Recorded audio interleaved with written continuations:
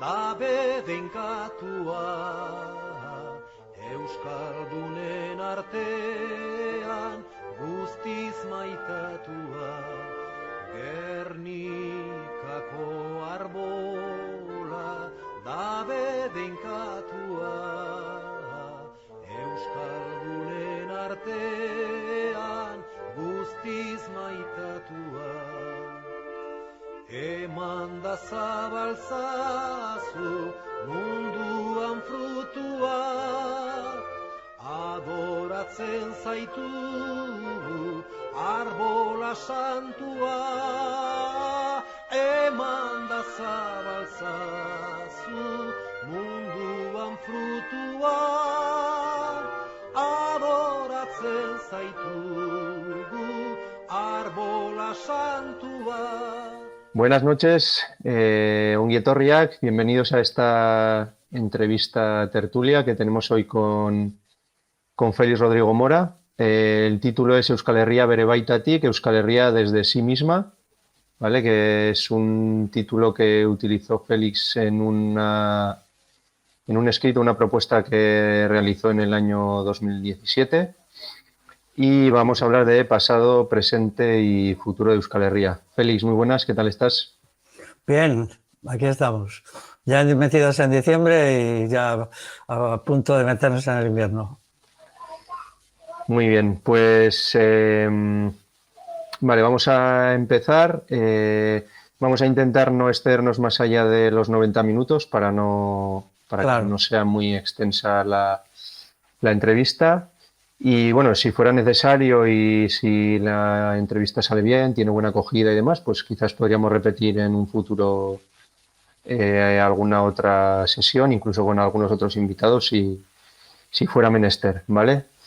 Claro. Entonces, para empezar vamos a introducir un poco a Félix, porque un castellano, un soriano como tú, tiene este vínculo con Euskal Herria. Y es que, bueno, tus aportaciones y tus contribuciones a lo que es Euskal Herria han sido numerosas y diversas. Desde publicaciones de textos, artículos, libros, vídeos, has participado en cursos, charlas, ponencias, encuentros, jornadas, talleres, seminarios, has hecho incluso visitas guiadas. Empezaste como colaborador de Egin en su etapa final, colaboraste con la revista Punto y Hora, participaste en la asamblea contra el TAP, participaste en la revista Aria de Navarralde con varios artículos, estuviste en el primer y el segundo encuentro al menos de Ausolán allá por 2011, 2012. En el segundo encuentro desarrollaste una ponencia que era Soberanía Política y Bacharre. Desarrollaste un texto que yo creo que es de los más importantes, que es el Derecho Constitucionario en Navarra, de la Revolución de la Alta Edad Media al Fuero General. Esto fue en el 2016, que se incorporó en el libro que editó Navarralde sobre aquella jornada de Derecho Pirenaico. Has participado en numerosas conferencias organizadas por Euskal Jatorria, por Historia al Día, algunas de estas, Euskal Herria en dos momentos, la Revolución Magoda y el siglo XXI. También hiciste otra conferencia que era Convivencia, Comunalidad y Lenguaje. Tienes varios trabajos también dentro de tu libro de la Segunda República sobre Euskal Herria o pensando y situándote en Euskal Herria.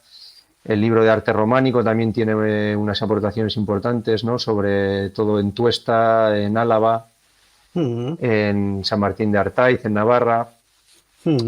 Estuviste también en otra jornada de Euskal Jatorria en Gasteiz, hablando de Iruña Beleia y el cristianismo.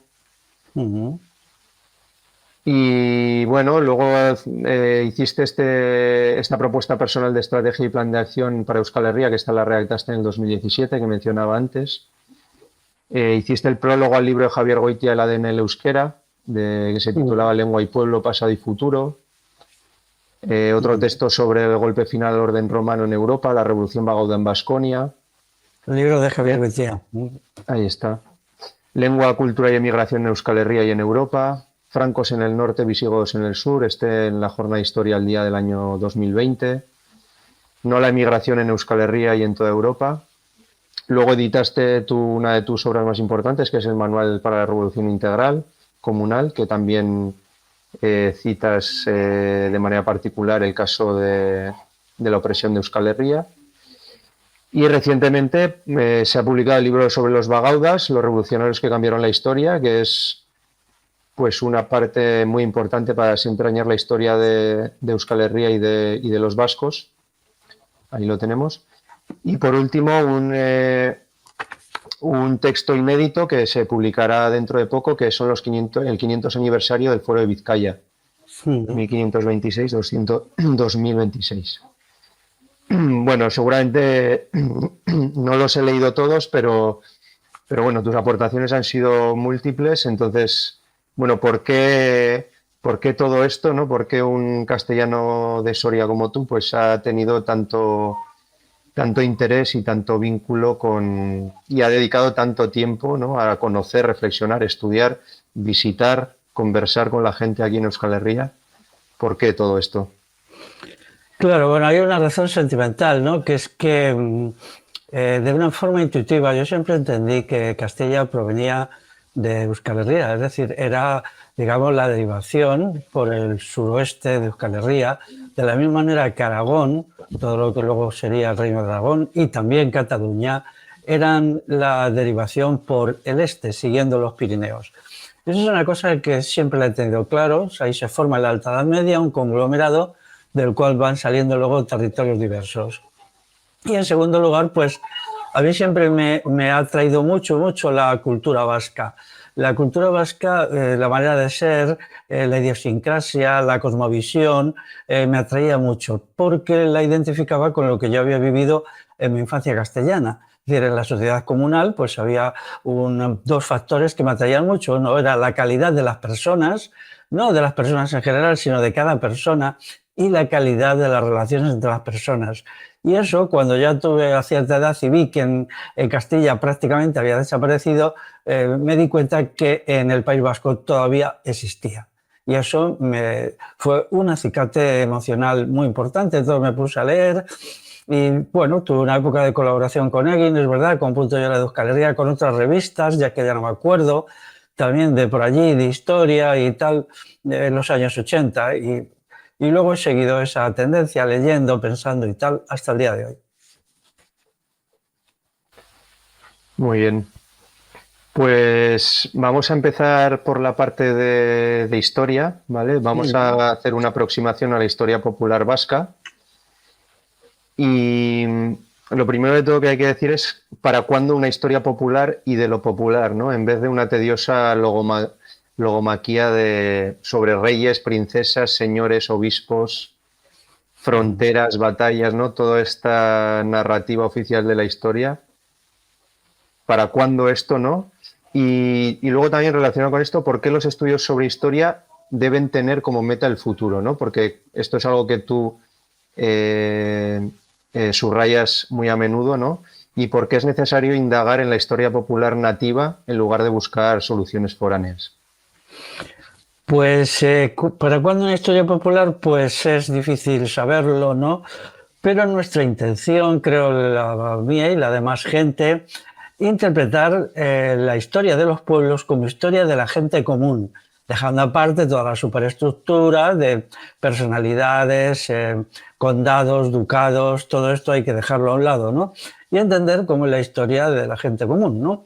Eso choca con un problema, claro, allí en el País Vasco, que es que durante la Alta Edad Media no hay documentación específica propia porque, claro, el euskera y el pueblo vascón barra vasco tenía una cultura oral, específicamente oral.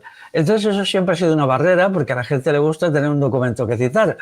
Pero resulta que no se acuerdan que hay muchos documentos de la Alta Edad Media que citan profusamente la actividad de los vascos. Aquí en lo que es Ogoalde, o sea, Euskal Herria del Sur, pues tenemos todos los concilios de Toledo que citan muchas veces las cuestiones del pueblo vasco como pueblo enemigo, problema principal que tiene el reino y dan muchísima información que al parecer nadie se ha querido ocupar en desarrollarla y analizarla cuando para mí es fundamental. Y luego en Iparralde pues está también, por ejemplo, los textos sobre los carolingios, la Vita Caroli, o sea, la vida de Carlomagno, de un tal, creo que se llamaba Guinardo, y dos o tres más, ¿no? Entonces tenemos mucha relación. Alguien podrá decir, sí, pero es la de sus enemigos. Sí, efectivamente, pero es que los enemigos cuando dicen cosas, pues dicen cosas muy interesantes que nos permiten. Por lo tanto, a partir de estas fuentes podríamos hacer una historia popular. Y luego también a partir de instituciones que sabemos que existen, por ejemplo el Bassarre. El Bassarre existe hoy todavía en muchos territorios, sigue teniendo una existencia política real. Ahí está la Asociación de Concejos de Álava, que tiene, me parece, más de 300 Bassarres. Entonces, pues claro, ¿de dónde sale esta institución fundamental y decisiva? ¿De dónde salen las juntas de Guernica, ¿no? Estas preguntas son decisivas hacerlas porque está muy claro que en el mundo romano, que los romanos estuvieron allí pues hasta mediados del siglo V, esto no existía.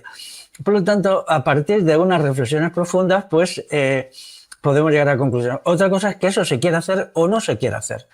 Hay historiadores que no quieren hacerlo porque ellos están concentrados absolutamente en la búsqueda de un Estado vasco. Y entonces, como el Estado vasco no existe sino a partir de Sancho III el Mayor a principios del siglo XI, pues todo lo demás lo desdeñan, le parece sin interés, ¿no? Sin embargo, a mí me pasa justo lo contrario.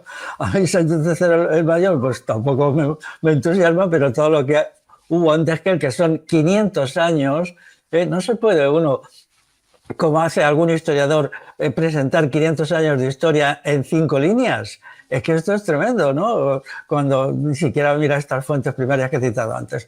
Bueno, pues a ver si lo logramos, a ver si lo hacemos. Yo he hecho alguna aportación modesta, pero ahí está. Lo tendremos que hacer nosotros, ¿no? Sí.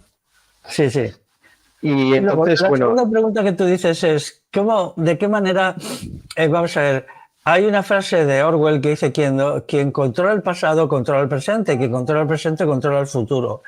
Con eso quiere decir que la presencia de la historia es decisiva para el presente y el futuro, no solamente por lo que transmite mentalmente a la gente, es decir, a la gente le proporciona un sistema de ideas, las versiones sobre la historia, sino porque en Euskal Herria la historia y el presente se entremezclan de una manera muy curiosa, porque, por ejemplo, el Bassarre pues es presente y es pasado. El comunal, démonos cuenta que en Navarra todavía, aunque sea nominalmente, el comunal es el 40% de la tierra. Estoy hablando del comunal con K, del comunal vasco. Entonces, ahí hay una relación de pasado, presente y, por lo tanto, proyección sobre el futuro, ¿no? Que pues no se da en otros territorios tan fácilmente, no aparece así. Por tanto, pues es difícil saber dónde acaba el pasado, o sea, la historia, y empieza el presente, o sea, la acción transformadora de la sociedad. Esa es una de las cosas que más me han gustado siempre de allí, de lo vasco, ¿no? Que hay una mezcla tremenda, ¿no? Porque si nos limitamos en Castilla, pues la palabra Castilla no aparece hasta principios del siglo IX. Eso ya es tardísimo. Lo bueno es las referencias que hay a los vascones ya peleando a brazo partido contra los visigodos, por ejemplo, a finales del siglo V. Eso es, y no digamos más, si nos atenemos a la versión de los vagaudas, que es el movimiento aquí es vagauda vascón, ¿no? Son vagaudas vascones, no vagaudas galos como los que hubo en el hexágono o vagaudas de los Alpes. Entonces esta mezcla pues es interesante. Y bueno, es un poco ya lo has ido desgranando, pero ¿dónde situaríamos entonces la génesis de lo vasco? ¿Y en qué circunstancias consideras que se formaron instituciones ancestrales vascas como el Batzarre, el Ausolán, el Comunal, la Cholorra? Todas estas instituciones que han sido esenciales en la historia de Euskal Herria. Pues mira, empezaremos por el Comunal. Hay algunos autores que lo dicen taxativamente. El Comunal no podía existir en los tiempos del Imperio Romano, porque el Imperio Romano, el derecho romano es incompatible con el Comunal. Por lo tanto, sabemos que hasta la desintegración del Imperio Romano a mediados del siglo XV no pudo existir el Comunal, no podía existir. Así pues, sabemos que esa es la fecha a partir de ahí. Pero La primera documentación escrita donde aparece ya citado el comunal pues es del siglo X, pero se está de acuerdo todos los historiadores que esta institución se aparece escrita ya entonces, sobre todo en Navarra, pero es muy anterior. Sí quería leer la lista, si te parece, de las 15 instituciones que yo considero representativas de lo vasco. Son instituciones, es decir, algo que está, una institución. El Baserre es una asamblea, ¿no? Podríamos decir que es una forma específica que toma la democracia directa, como la democracia ateniense, pero en vez de ser democracia ateniense, es democracia vasca. Nadie ha caído al parecer en esto, ¿no? Que muchos politólogos hablan de la democracia ateniense como gobierno por asambleas, pero ningún historiador del País Vasco que yo conozca se le ha ocurrido pensar que el Baserre es algo equivalente, pero mucho mejor de lo que fue la democracia ateniense. O sea, que se ha quedado ahí. Yo creo que aquí hay una falta de cultura, porque si se cogen varios tratados de política normales, pues te hablan, claro, la democracia ateniense y tal, para el conjunto de Europa. Bueno, las voy a leer simplemente que es... o sea, para mí las 15 instituciones que constituyen y que muchas de ellas están todavía vivas o muy vivas o han estado activas hasta hace solo 30 años, como es la Cholorra, todavía hay algunos pueblos de Guipúzcoa donde se está intentando recuperar la crianza colectiva y pues entonces serían las siguientes. En primer lugar, el Baserre o Democracia Directa Vasca. En segundo lugar, la Junta de Guernica. Yo le doy mucha importancia. Yo creo que aquí es donde estuvo el centro gubernativo ancestral. Sí, lo creo así y tengo razones para ello. Quizá otro día las podemos tratar, no en Navarra. En tercer lugar está el derecho pirenaico, que es muy significativo que se llame derecho pirenaico como forma específica del derecho consuetudinario allí en Euskal Herria. Luego, en cuarto lugar están los foros locales. Vamos a ver, los foros locales ya son textos escritos, generalmente en latín, se diferencian de los foros generales. El Foro General de Navarra ya tiene muy poquito derecho consuetudinario, pero hay algunos foros locales que tienen mucho. Por ejemplo, el foro de Nájera, quiero deciros que en esa época Nájera formaba parte del reino de Nájera Pamplona. Y entonces el foro de Nájera del siglo XI es magnífico, es muy corto, pero ahí aparece por primera vez un hecho muy claro, que en Euskal Herria no ha habido patriarcado. Aparece con toda claridad dicho y, bueno, pues un texto del año 1050 muy interesante. Luego, en cuarto lugar, está el Auzolán. El Auzolán implica además dos cosas, una ética del trabajo, que eso es una de las cosas que en mi juventud también me gustaba mucho de los vascos, cómo tenían una ética del trabajo muy específica, vinculada a la ética de la fiesta, vinculada a la ética de la convivencia. Era ahí un conjunto que yo admiraba mucho, que lo había habido cuando yo era niño en Castilla, pero que había desaparecido ya. Y luego está también el Auzolán como una forma de trabajo libre, que no es ni esclavo ni asalariado. Porque el Auzolán es muchísimo más de lo que se dice normalmente, no solo es trabajo en común para arreglar cosas y tal, hay muchos tipos de Auzolán, trabajo para hacerse casas mutuamente, en fin, ahí de aquí se podría escribir. De hecho, ahí está el libro de Jasone Michel Torana, Auzolán Cultura, pero yo entiendo que se puede seguir profundizando en el Auzolán. Luego está el comunal, la enorme institución del comunal. El comunal, al mismo tiempo, tenía dentro de su institución, que era la de la casa, la familia, luego la de ella. En todas partes en Europa, el comunal tiene dos partes, los bienes comunales del común, pero luego los bienes de cada familia. Eso es axiomático. En todo comunal, si no hay bienes familiares en plena propiedad, es que no hay comunal. Eso es así, ¿no? Pero allí adopta una forma mucho más rotunda a través de la casa, a través, ¿no? Como se dice allí, ¿no? Que la gente pertenece a la casa, no la casa a la gente. Muy bien, luego está la cultura popular vasca, algo importantísimo, porque la cultura no es sabiduría libresca, es cómo nos enfrentamos a los grandes problemas de la existencia y de la vida. Es decir, la cultura es una sabiduría y entonces es una sabiduría experiencial que no tiene una representación escrita, en el caso de allí, de los vascos y de los euskera, pues está hace 40 o 50 años y tampoco, porque textos de cultura popular vasca, yo, aunque no es euskera, de vez en cuando procuro informarme si se ha publicado algo y no, y tampoco en castellano ni que yo sepa en francés. La cultura está ahí y desgraciadamente está desapareciendo. Cuando desaparece la cultura de un pueblo, el pueblo desaparece, porque todo sistema, toda lengua es un sistema de lengua-cultura, y mucho más el euskera. El euskera es como un manual de cultura en sí mismo, como un manual que te orienta cómo desarrollarte, cómo ver el mundo, cómo percibir las cosas. Todo esto todas las lenguas lo son, pero quizá el euskera más, ¿no? Luego está el euskera como, claro, una gran institución, ¿no? El otro punto es la idea sobre la persona y la práctica de autoconstrucción personal. Claro, podéis decir, la idea no es una institución, pero sí las prácticas de autoconstrucción personal, es decir, el sentido de la dignidad, el autorrespeto, el saber estar en el mundo, el saber ser. Todos estos son categorías que a mí también me impresionaron mucho. Luego está la Cholorro ya citada, la fiesta popular autoorganizada, que está desapareciendo muy deprisa, es decir, una fiesta que hace la gente y que se vincula generalmente al trabajo y a la convivencia. Y luego está la milicia popular. Vamos a ver, el Foro de Guipúzcoa, que es una institución tardía del siglo XIV, pero ahí tiene consideraciones muy interesantes que nos permiten comprender cómo era el armamento general del pueblo en los periodos remotos, ¿no? Y también, vamos, no hace falta más que ver las batallas permanentes que tienen los vascones contra los visigodos, que eran una potencia militar y en todas les derrotan. Es decir, los visigodos son derrotados una y otra vez, los francos lo mismo, en Orreaga, o sea que realmente allí el armamento general del pueblo, y sabemos con toda seguridad que nunca hubo un ejército profesional, nunca, porque ninguna de las fuentes lo cita. O sea, es que eso ni lo citan las fuentes francas ni lo citan tampoco, ¿no? No había caudillos establecidos ni nada de eso, o sea, pero el Foro de Guipúzcoa dice cosas interesantes sobre la lucha como la violencia armada como violencia de autodefensa y establece criterios, normas de funcionamiento. Y luego ya está el principio de moralidad colectiva, que yo lo entiendo como una práctica social, la matrilinealidad y en punto número 15 el Batzarre como poder judicial. Es decir, el Batzarre no solamente gobierna, no solamente hace las leyes, sino que administra justicia. Esto y ya los basares de ahora, el Estado español, el Estado francés, no lo permite, pero esto existió porque, bueno, hay algunos estudios bastante buenos de los concejos abiertos, los basares como forma de poder judicial. Daros cuenta, sin jueces profesionales como ahora, ¿no?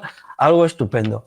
Entonces, si los vascos han sido esto durante 1500 años, y en parte lo siguen siendo, porque casi todos estos puntos existen todavía o están recientemente liquidados, podemos llegar a la conclusión que esto es lo vasco. Otra cosa muy distinta es que concluyamos que esto tiene valor o no tiene valor para el siglo XXI, ¿no? Pero que ha sido esto lo vasco, eso es indudable. Muy bien.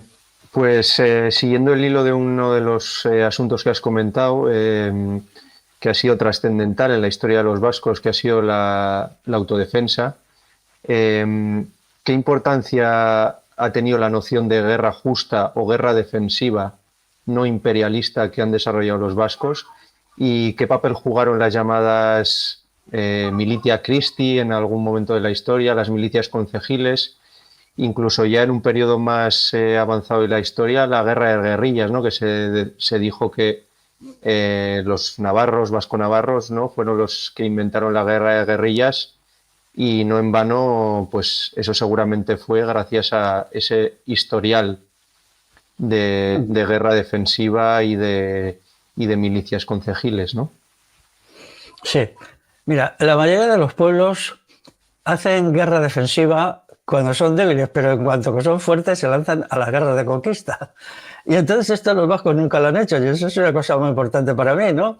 Por ejemplo, se ve en el periodo inicial, cuando luchan con el reino visigodo de Toledo, que es una lucha tremenda. No puedo explicar aquí la potencia militar que tenía el reino de Toledo y sus victorias sucesivas sobre diversos pueblos y diversos territorios. Sin embargo, ellos fracasan lastimosamente durante 250 años frente a los vascones. Pero en ningún momento los vascones se lanzan a conquistar tierras que no eran las suyas. Es decir, ellos ponen un límite, eso está muy claro en la gran ofensiva vascona que llegan hacia Zaragoza, porque Zaragoza era el centro de agresión, es decir, allí se concentraban las tropas visigodas para agredir. Era lo que se llama la retaguardia próxima.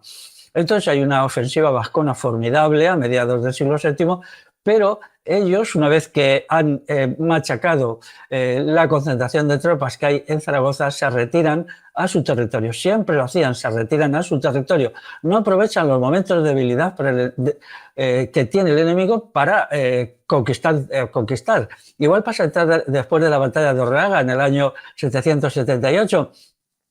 De hecho, el Estado carolingio queda completamente triturado. Eso está clarísimo. Entonces, ellos podían haber hecho, digamos, una incursión por el norte y decir, bueno, pues vamos a conquistar más tierra y más tierra, con el pretexto de todo lo que conquistemos nos va a proteger. Ellos no hacen eso. Derrotan a los carolingios, destruyen el Estado de Carlomagno realmente. Ya solo queda como una cosa triste y en decadencia que va a desaparecer 30 años después de hecho. Entonces, pero ellos no hacen intentos de conquista y esto aparece a lo largo de toda la historia. Es un pueblo que tiene mucha mismidad, o sea, mucha identidad como pueblo, mucha calidad, pero no sueña en términos de conquistar a nadie, no es imperial, no es imperialista.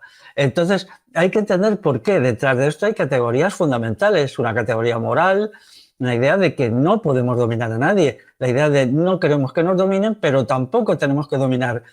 La idea, por ejemplo, de que no necesitaban ser más ricos, porque dominar también significa extraer tributos y tal, y la idea de que no querían esclavos. Es muy importante verlo esto después de Orleáns. Ellos podían haber hecho una incursión al otro lado de los Pirineos, apoyándose en los vascos del norte y haber cazado un montón de gente de los carolingios y haberles puesto a trabajar como esclavos en sus tierras. Esto no lo hacen.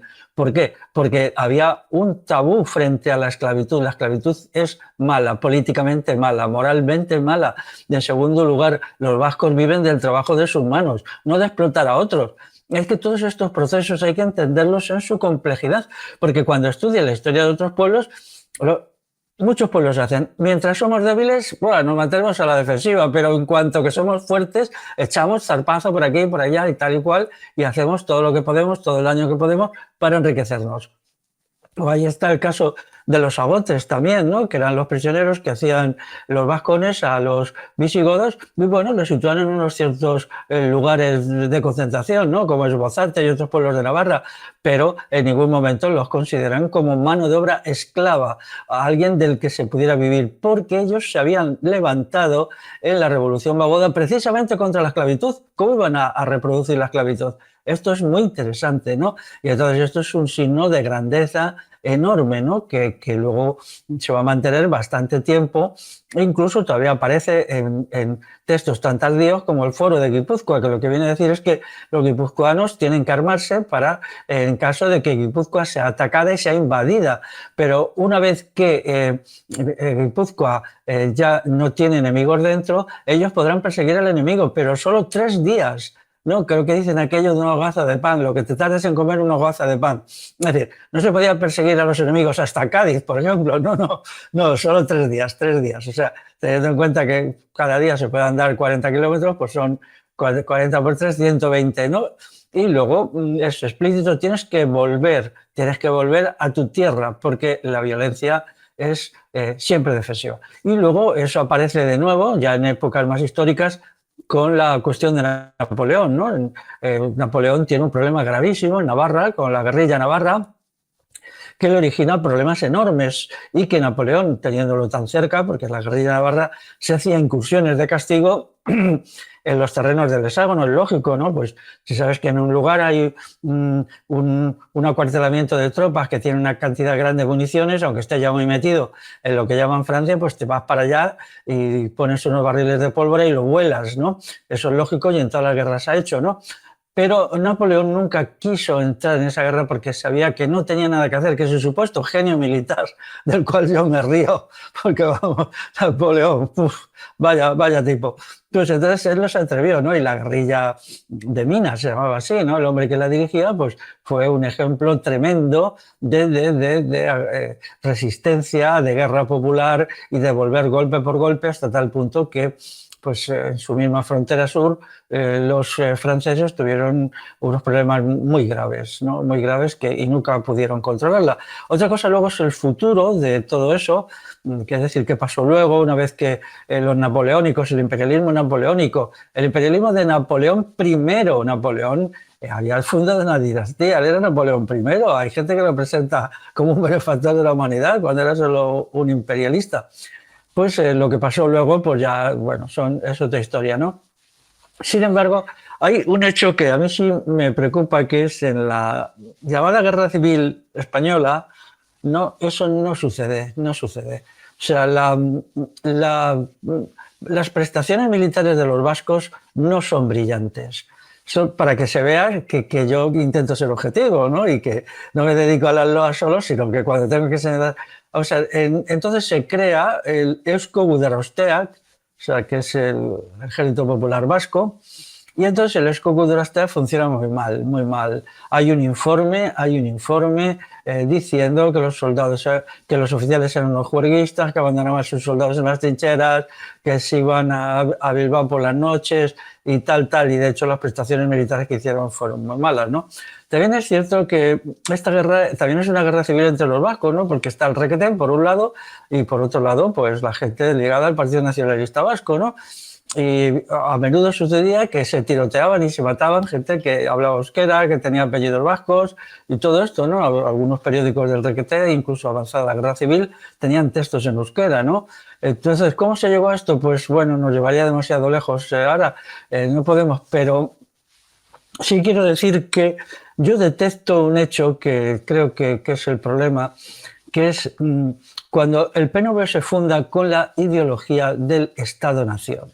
Entonces esa ideología, es decir, la ideología del Estado-Nación, quiere decir, Euskal Herria tiene que salvarse construyendo su propio Estado. Es que eso era tan contrario a la historia de los vascos que eso nunca caló. Es decir, la gente incluso le votaba, pero le votaba por ciertos aspectos identitarios, pero esa idea de la construcción de un Estado vasco no funcionó, no ha funcionado y sigue sin funcionar, ¿no? Pero, ¿por qué? Porque hay algo muy profundo en la realidad más íntima del pueblo vasco que eso lo rechaza. Y entonces, pues ese ejército, que en realidad no era un ejército popular, era un ejército jerárquico, el Eusko Gudarausteak, con jefes nombrados por el gobierno vasco de la época, con criterios no populares y tal, no consiguió los resultados que sí habían conseguido otros ejércitos vascos en el pasado. También, por ejemplo, contra el Islam. La batalla contra el Islam es tremenda en el siglo IX, ¿no? Tiene repercusiones muy graves, pero bueno, es impresionante, ¿no? Por ejemplo, lo que es la intervención de los vascos en la batalla de Simancas, que es la primera vez que un ejército musulmán es derrotado en una campaña, en una operación, en una batalla frontal abierta en el año 939, es decir, gente contra gente, no en operaciones, digamos, así un poco de guerra de guerrillas, ¿no? Como en parte fue lo de Noruega, pero luego se generó en una batalla de exterminio. Muy bien, pues bueno, la pregunta venía ahora en este sentido, ¿no? Como por hacer alguna mención, que ya las has hecho, ¿no? De acontecimientos, batallas y expresiones de pervivencia en las cuales los vascos dieron un salto en cuanto a su afirmación como vascos, ¿no? en la historia. Y tanto para el caso de los carolingios, franco-carolingios, ¿no? En el caso de la batalla de Orreaga, para el caso musulmán, la batalla de Simancas, ¿no? Pueden ser quizás dos de los hitos más importantes en la historia de la guerra justa, en la que participaron directamente los vascos. No sé si crees que hay algún otro acontecimiento que estuviera a la altura de estos que hemos mencionado.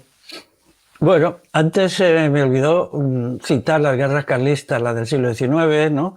Las dos guerras carlistas de allí. Su análisis también es complejo, ¿no? Yo tengo un texto, publiqué en su día en la revista Aria de Navarralde, y luego lo incluí en un libro que se llama El pueblo y el carlismo, un ensayo de interpretación, ¿no? Entonces hay algunos que dicen que las guerras carlistas fueron las guerras del pueblo vasco, pero me parece que eso es llevar las cosas demasiado lejos. Yo lo dejo en el asunto de que era efectivamente una guerra en la que el pueblo vasco participó con entusiasmo relativo, pero las tropas del carlismo eran ejércitos regulares, profesionales, establecidos según criterios de ejércitos de Estado. Tenemos que tener en cuenta que el objetivo del carlismo no era sino crear un Estado, y lo crean de hecho en la Segunda Guerra Carlista allí, el Estado carlista, que por cierto funcionó bastante bien, ¿eh? Hay que decirlo todo eso, que pues funcionaban los ferrocarriles, llegaban en punta a su sitio, el correo funcionaba bastante bien, cosa que no se podía decir de cuando había estado allí el Estado liberal, ¿no? Entonces, pero eso exactamente no es una guerra popular, no es una guerra popular por más que los vascos participaran. Pudo tener un momento con Zumalacárregui, pero tampoco hay que olvidar que Zumalacárregui era un oficial de academia que se había formado en la Escuela de Oficiales del Ejército Español y que luego él pues había tomado esta decisión. Las guerras carlistas son difíciles de interpretar, pero yo lo voy a resumir en una palabra. Yo comprendo al carlismo, pero yo no apoyo al carlismo.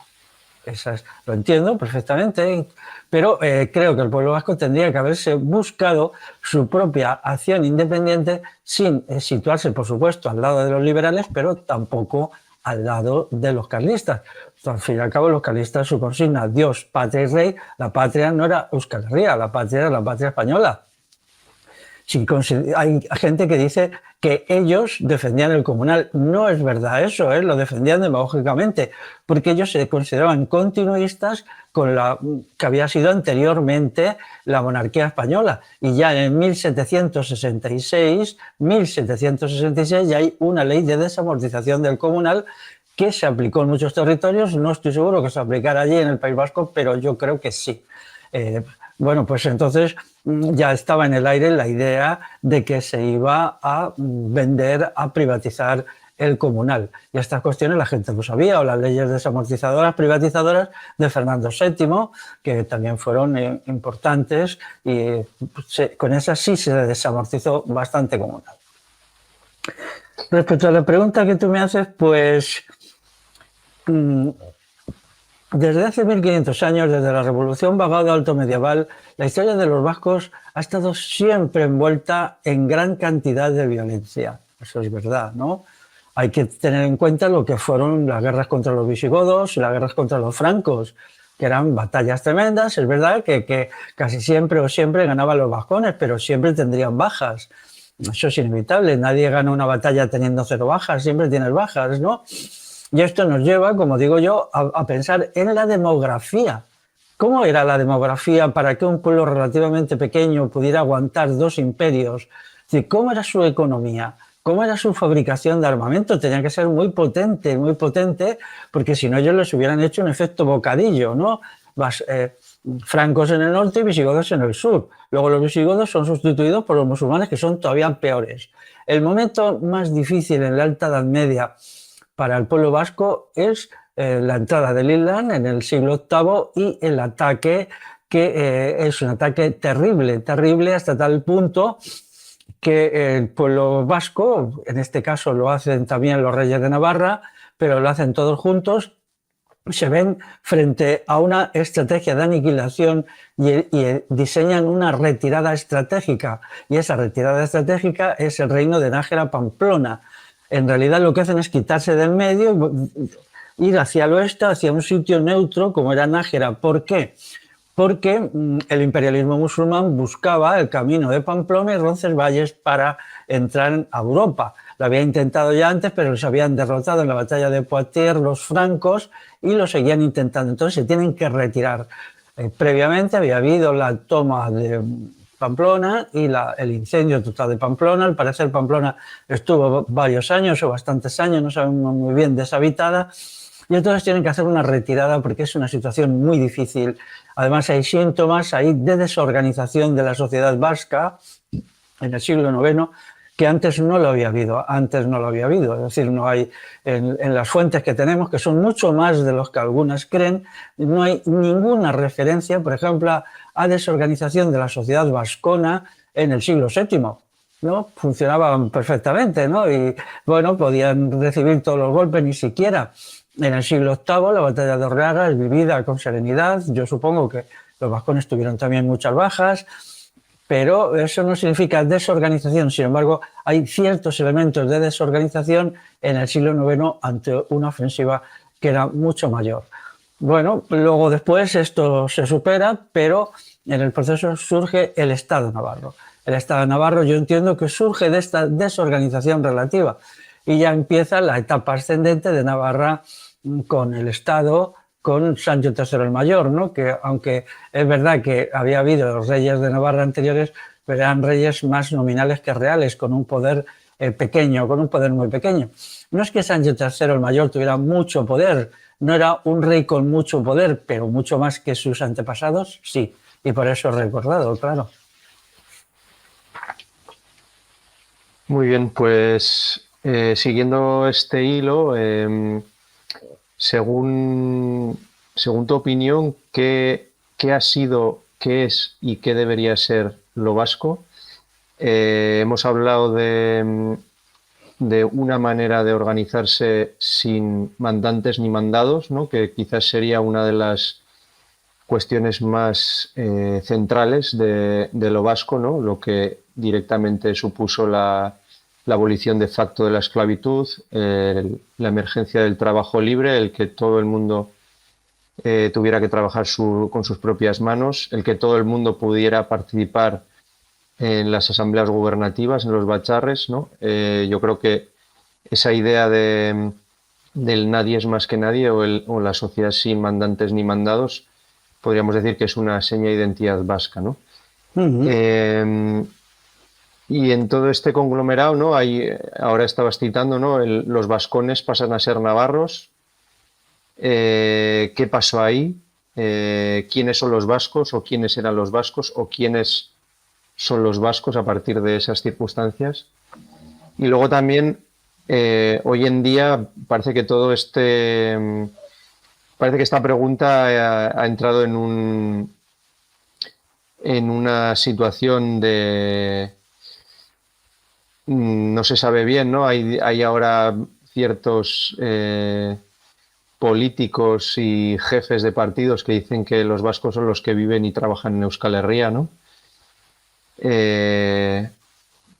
Bueno, un poco en todo este batiburrillo, ¿qué sería ser vasco? Bueno, pues vamos a ver, para ser vasco primero es quererlo ser. Alguien puede vivir en Euskal Herria y no sentirse vasco y no querer ser vasco, ¿no? Por ejemplo, los que dicen eso, yo me pregunto, vamos a ver, los guardias civiles que estaban allí en la época del Movimiento Vasco de Liberación Nacional, vivían y trabajaban en Euskal Herria, ¿eran vascos también? O sea, y muchos de ellos sabían euskera perfectamente, lo sabían también que ellos cuando hacían las escuchas telefónicas, pues no solamente sabían, digamos, un euskera más o menos estándar, sino que para pillar a la gente que andaba por allí haciendo la llamada lucha armada, pues tenían que conocer los euskalkis, es decir, había verdaderos expertos, ¿no? Esa es una cuestión que se ha ocultado y no eran ni dos ni tres, era mucha gente que vivía, trabajaba allí y al mismo tiempo sabía euskera incluso perfectamente y lo entendía perfectamente.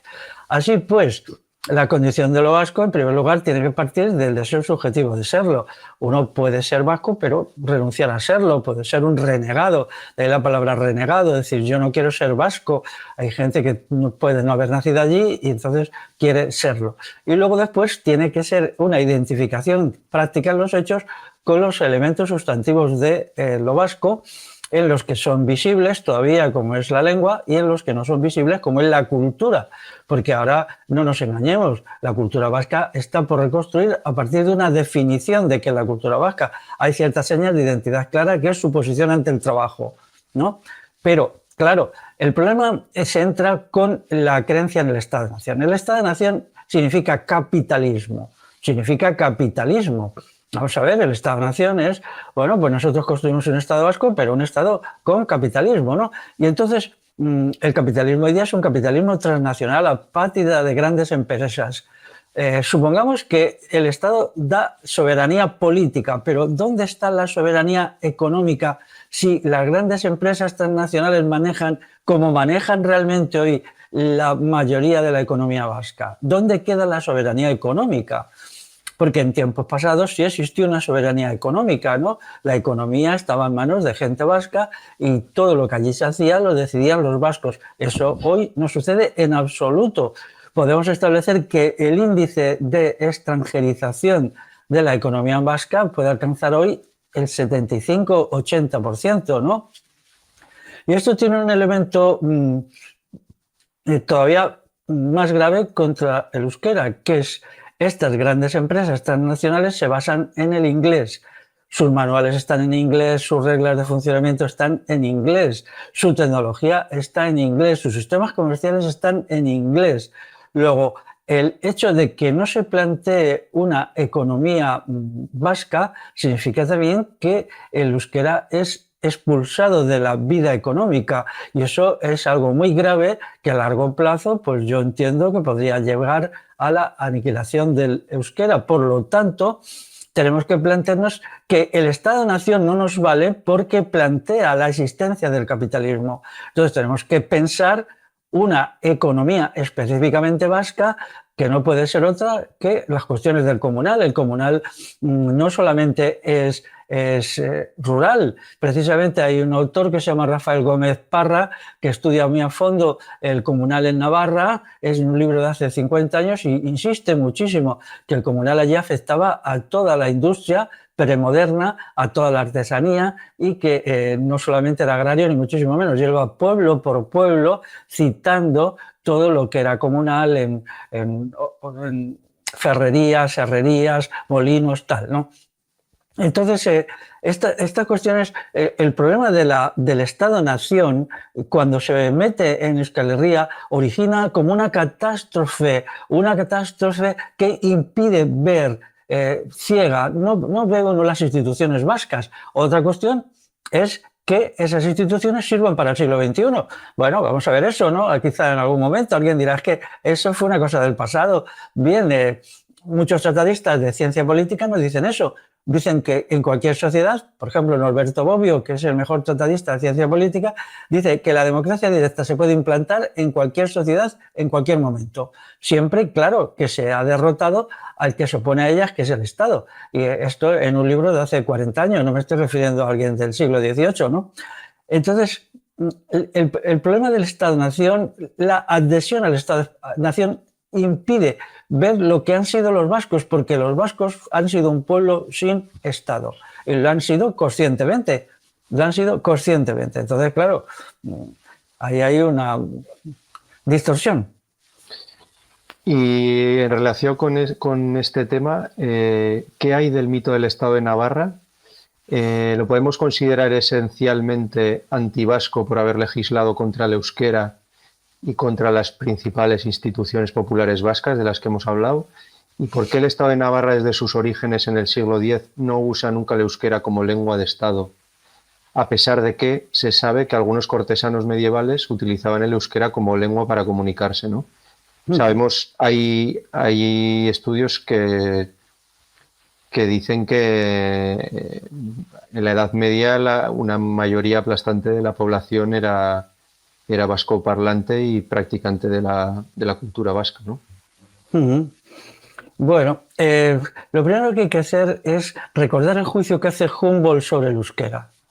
El juicio de Humboldt, este señor alemán que viene, parece ser que él aprende euskera en poco tiempo, lo cual es una maravilla, él era muy políglota y capta rápidamente lo esencial de la lengua. Y lo que dice, a mi entender, nos va a permitir comprender por qué el Estado de Navarra rechaza el euskera como lengua propia del Estado. Entonces lo que dice es una frase muy breve, ¿no? Pero bueno, muy interesante, muy interesante. Quienes estén viendo esto, me gustaría que se la grabaran, ¿no? Si no la conocen. Dice, el euskera como lengua, o el vascuence, él emplea la expresión vascuence, no se adecua bien para expresar relaciones verticales de mando.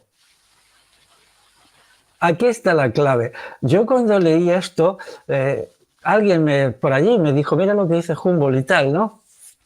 Y yo intuitivamente sabía que era así, pero claro, ¿quién soy yo para decir una cosa tan importante? Yo no soy nadie, ¿no? Tenía que ser alguien importante, ¿no? Entonces, daros cuenta esto lo que significa, y esto nos va a llevar directamente directamente a qué pasa con el Estado de Navarra. O sea, que unos cortesanos usaran el euskera y lo escribieran, bueno, pues es una cuestión privada. Que Margarita de Navarra, al parecer, también escribiera alguna carta en euskera como un entretenimiento, en sus horas libres y tal, pues son cuestiones de la vida privada de la gente que no afectan al hecho decisivo. Que los documentos fundamentales, reglamentos, normas, criterios, leyes, ordenanzas que edita el Estado de Navarra jamás se han hecho en euskera, ni uno solo, ni uno solo. A ver, vamos a ver si alguien puede presentar un solo documento, digamos, oficial, institucional, estatal. Por ejemplo, el Foro General de Navarra, del que yo tengo que está aquí en el libro este de Navarralde, pues aquí yo incluyo, pues el Foro General se escribe en algún momento hacia el año 1270, más o menos por ahí, no hay fecha fija, pero bueno, era por ahí, en lo que llaman romance navarro-aragonés. Bueno, bien, es una lengua difícil. Yo quiero decir que cuando estudié el Foro usé una versión al castellano actual que existe, ¿no? Es verdad que en el Fuero General de Navarra hay algunas frases en euskera y bastantes palabras en euskera, pero bastantes, vamos, quiero decir, una aquí y otra en 20 líneas más para allá. Está escrito en otro texto. ¿Por qué utilizan este? ¿Por qué no se usa el idioma de toda la sociedad? Porque pues eso significa, en primer lugar, que el Estado de Navarra era ajeno a la sociedad navarra. Usaban dos lenguas, ¿no? Y entonces, bueno, pues claro, la gente del Estado de Navarra pues tendría para hablar con los criados, los que les cuidaban los caballos, los que le ayudaban a cazar jabalíes, pues tenía que saber euskera, claro, pero eso, ellos desprecian el euskera. ¿Por qué? Porque el euskera no se aviene bien a ser una lengua de Estado, porque no vincula bien relaciones verticales de mando, de dominio. Es decir, el euskera es la lengua del basarre. Ahí sí, ahí está en su dominio, la lengua del ausolán, donde la gente se reúne para de forma participativa decidir qué se hace, pero no para establecer relaciones verticales, porque un Estado son relaciones verticales, relaciones de dominio. Entonces ahí se elimina el euskera y se deja, bueno, como lengua social, pero no lengua política de Estado. Los basarres siguen funcionando porque hay que tener en cuenta que el Estado de Navarra no es todo el poder. Cuando se opone, se instaura a finales del siglo X y a principios del siglo XI, se establece un sistema de doble poder. Está por una parte la estructura popular del basarre y por otra parte la estructura del Estado de Navarra, ¿no? Son dos sistemas que coexisten. Eso se da en muchas partes de Europa en esa época, es decir, había un poder popular y un poder estatal. Yo tengo curiosidad para que nos den su versión de todo esto los que hablan del Estado de Navarra, porque claro, si uno piensa en términos de Estado y que la salvación de Euskal Herria viene de tener Estado propio, pues entonces se agarra a lo que hay en la historia de estatal, que es el Estado de Navarra, pero resulta que eso tiene una bomba de relojería dentro, ¿no? Que resulta que, claro, un Estado que no usa el euskera, pues no puede ser un Estado vasco, creo yo, ¿no? Me gustaría a mí hacer una pregunta. Si el Estado de Navarra es un Estado vasco, los que quieren crear el futuro Estado vasco, también, ¿qué pondrían como lengua oficial? Quizá el inglés funcionaría el de la Unión Europea. Por ejemplo, lo que hace el Estado de Irlanda, el Estado irlandés, cuando Irlanda se declara república independiente en 1922, no pone el gaélico como lengua oficial, que era la lengua ancestral de los irlandeses, sino pone el inglés. Pone el inglés. Y hoy día el gaélico está prácticamente extinguido hasta tal punto que los pequeños núcleos que lo hablan es una lengua ya irrecuperable, mientras que la mayoría de los 11 millones de irlandeses utilizan, no la mayoría, prácticamente todos el inglés en su vida diaria. Entonces estas cuestiones son, ya sé, muy delicadas, pero habría que explicarlo, porque si el sistema de gobierno es popular, basado en el basarre y en las juntas de Guernica, ahí el euskera está en su mundo. Pero si nos ponemos ahora a crear un Estado en el seno de la Unión Europea que tiene como lengua obligatoria de facto el inglés funcionarial de Bruselas, ¿qué pasaría?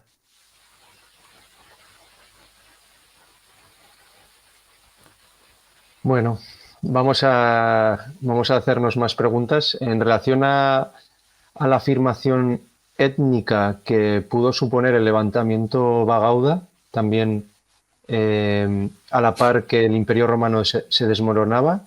¿Es casualidad que los bagauda vascones con el euskera, los bagaudas galos con el idioma celta bretón o los circunciliones norteafricanos con el bereber hayan conservado sus lenguas hasta el presente? ¿Qué podemos extraer de estas cuestiones? Claro, eso es así. Vamos a ver, los movimientos que operan al final del mundo romano no son solo movimientos revolucionarios en un sentido social, sino de afirmación de la identidad de los diversos pueblos. Y entonces estos pueblos son los que han conservado su lengua. Pero aquí hay un problema previo. Examinemos por un momento una cuestión que es un poquito anterior, que es el íbero y el euskera. El íbero desaparece en el siglo II, en el siglo III.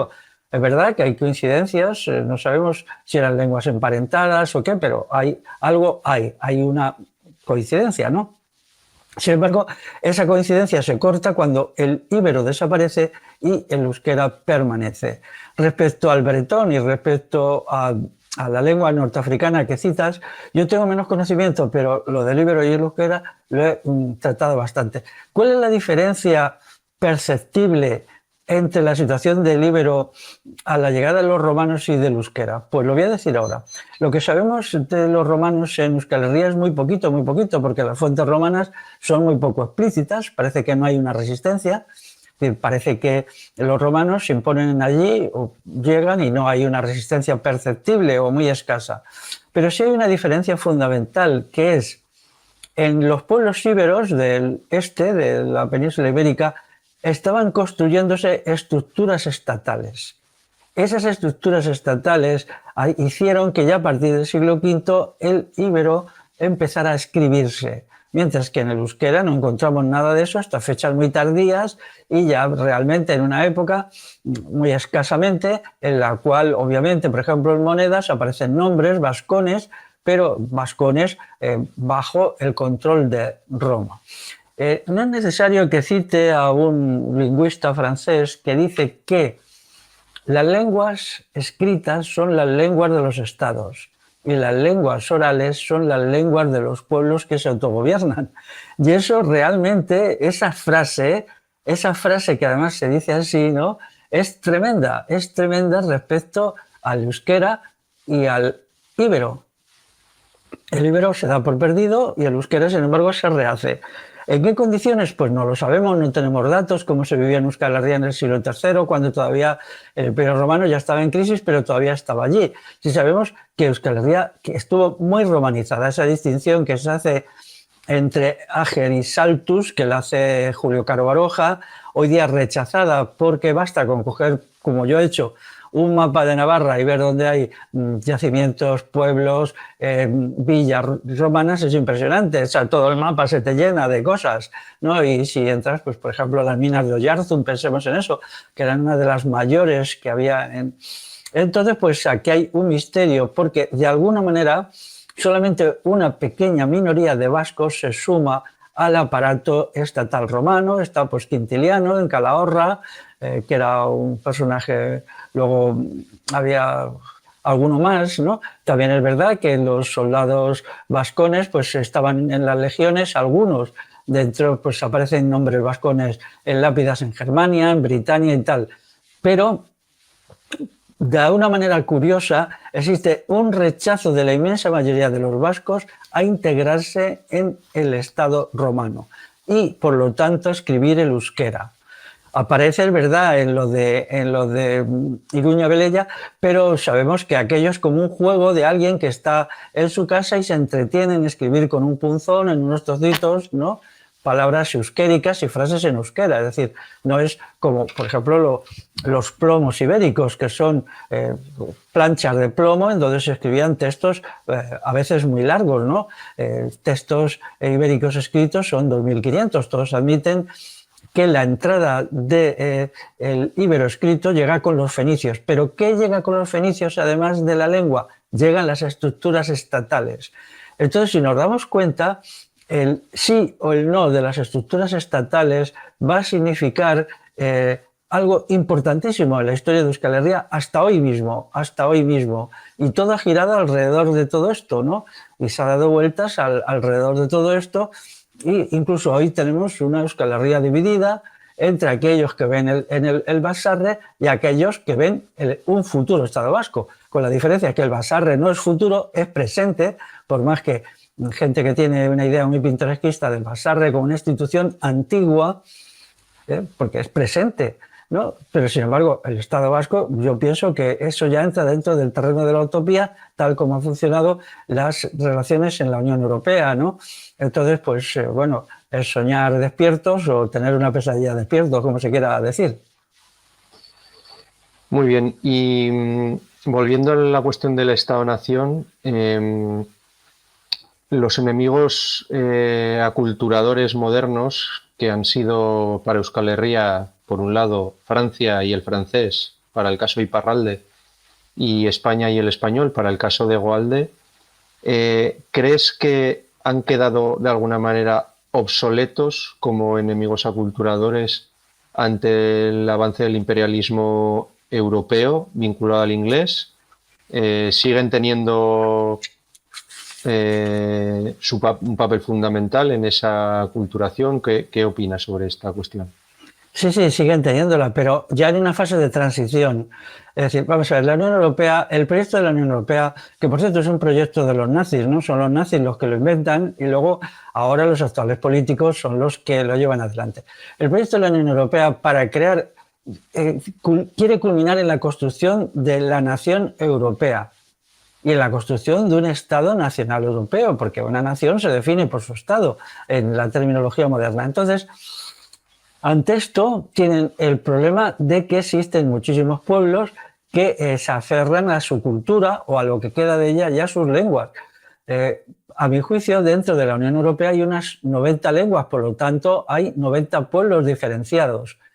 Hay 27 estados, pero hay varios de estos estados que tienen 4, 5, 6, 7 lenguas. En algunos casos se dice que son dialectos, pero bueno, en otros casos, pues no. Ya sabéis todo esto que pasa con lo de los dialectos, que es un pretexto, ¿no?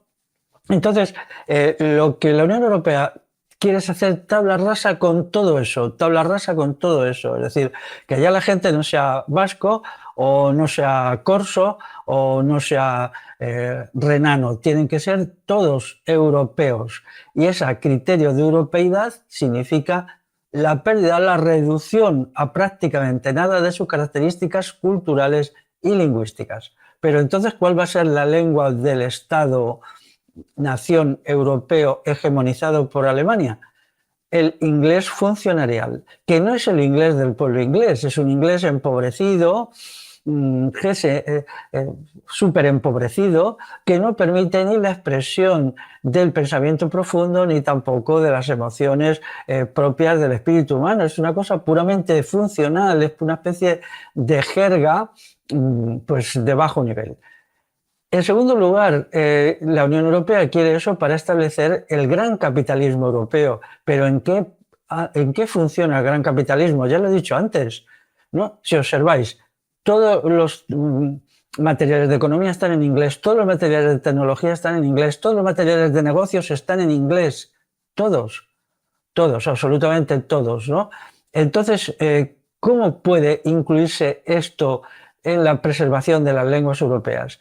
Yo recuerdo leyendo un libro que decía que en toda la zona de Eibar y el Goibar, a principios del siglo XX, donde se había impuesto una industria muy buena, es decir, una industria ya muy avanzada para la época, tecnológicamente y tal, el idioma de trabajo en los talleres y en las fábricas seguía siendo el euskera. Y me quedé muy sorprendido cuando alguien me enseñó un diccionario euskera castellano sobre terminología técnica, y me lo enseñé, lo tuve en mis manos un ratito. Es decir, te decían como en euskera se decía tal máquina y se decía en castellano y tal, ¿no? Entonces comprendías que allí la inmensa mayoría de los trabajadores y los técnicos usaban el euskera. Por lo tanto, todavía estamos en una economía que era capitalista con muchas reservas, que luego diré, pero también era sobre todo una economía vasca. Eso se va a conseguir en la Unión Europea cuando una transnacional tiene que moverse por todo el mundo para explotar a todo el mundo, una transnacional europea. Daros cuenta que no, sin soberanía económica no puede haber soberanía popular, lingüística ni soberanía cultural, porque esto es de sentido común, ¿no? Y de ahí la presión que se hace también con el inglés. Pero hay un hecho más. El Estado español mismo está ya renunciando a su lengua hasta ahora. Daros cuenta que en la mayoría de los colegios de Madrid ya la enseñanza es bilingüe. En prácticamente todos los colegios de la clase media, no digamos de la clase alta, el castellano es una lengua vehicular minoritaria o inexistente. Como me decía un amigo, si en mi colegio, que es para gente rica y que son 4.000 alumnos, solo se da en castellano la música. O sea, todo lo demás se daba en inglés. Todas las demás asignaturas se daban en inglés. ¿Esto qué quiere decir? Quiere decir que, vamos a ver, los estados buscan la razón de estado. Eso lo dice Maquiavelo, un estado busca ser más fuerte. Y si le interesa una lengua, se apropia de esa lengua. Si no le interesa, la condena. El Estado vive para sí mismo, no sirve a ninguna lengua, no sirve a ningún pueblo, no sirve a ninguna cultura. Maniobra en una situación dada en el laberinto de los otros estados, situaciones complejas, para maximizar su poder. Nada más. Por ejemplo, el Estado español nos roba al pueblo castellano nuestra lengua, que es el castellano, se la apropia. Le preguntaron a los castellanos si nosotros queríamos que el castellano fuera su lengua, pues no, ya lo hace a partir de Alfonso X, el rey Alfonso X el Sabio en el siglo XIII, y ellos continúan, la imponen en América, en todas partes donde ellos llegan como conquistadores. Pero vamos a ver, la lengua castellana es nuestra, de los castellanos, de un pueblo chiquitito, modesto, que no queríamos que nos metieran en esos líos, ¿no? Pero ahora resulta que ya se han cansado del castellano y en las nuevas condiciones empiezan a adoptar una lengua nueva que es el inglés funcionarial. ¿Cuánto le queda al castellano, por lo tanto, como lengua de Estado? Pues en las altas esferas de Madrid, ya en las casas no se habla en castellano, la gente habla en inglés. Eso tengo yo constancia por gente que me lo ha contado. La gente habla a sus hijos en inglés, los niños hablan a sus abuelitos en inglés. Y esto, luego estamos ante una sustitución lingüística que demuestra que los estados no sirven a las lenguas, no sirven a la cultura, se sirven a sí mismos. Igual pasó en Irlanda. En Irlanda, cuando el Estado republicano irlandés echa a los ingleses, en principio esto es un acto positivo, un acto bueno, ¿no? Salvo en Irlanda del Norte, que no consiguen echarlo bien. Pero en el resto de Irlanda sí. Pero luego, ¿qué sucede? Al Estado irlandés le interesa ir arrinconando el gaélico. Y hoy lo tiene en una situación de, bueno, pues ya de liquidación, ¿no? Y el inglés es su lengua oficial de facto. Por supuesto, ellos siguen haciendo actos demagógicos de conservación del gaélico. Por ejemplo, dan dinero a la gente que afirma en una declaración jurado que lo usa con sus hijos a la hora de la cena. Daros cuenta, ¿no? Firmas que usas el gaélico con tus hijos y tus padres en la cena y entonces te dan una cantidad de dinero. Daros cuenta qué cosa tan horrible, ¿no? Se convierte eso en una cosa de mercenarios, ¿no? Bueno, pero y aún así pues no llega a 100.000 personas de una población de 11 millones quien lo usa de vez en cuando. Por lo tanto, el desarrollo de la Unión Europea lleva a la destrucción de las culturas y de las lenguas porque quiere crear una sociedad homogénea. La sociedad capitalista es totalmente homogénea. Un individuo es igual a otro. Todos son clones. Todos somos robots porque tenemos que trabajar y pagar impuestos para ser lo mejor es que estemos despersonalizados. Pero en el terreno de los pueblos igual. Todos los pueblos son iguales. ¿Qué pretendemos nosotros? La diversidad de los pueblos tiene que expresarse, cada pueblo tiene que ser el mismo, tiene que buscar dentro de su historia y de su presente su verdadera naturaleza. Lo mismo que un individuo no debe de imitar a nadie, debe ser el mismo, tiene que llevar una lucha por conseguir su propia mismidad, su propia naturaleza específica y concreta.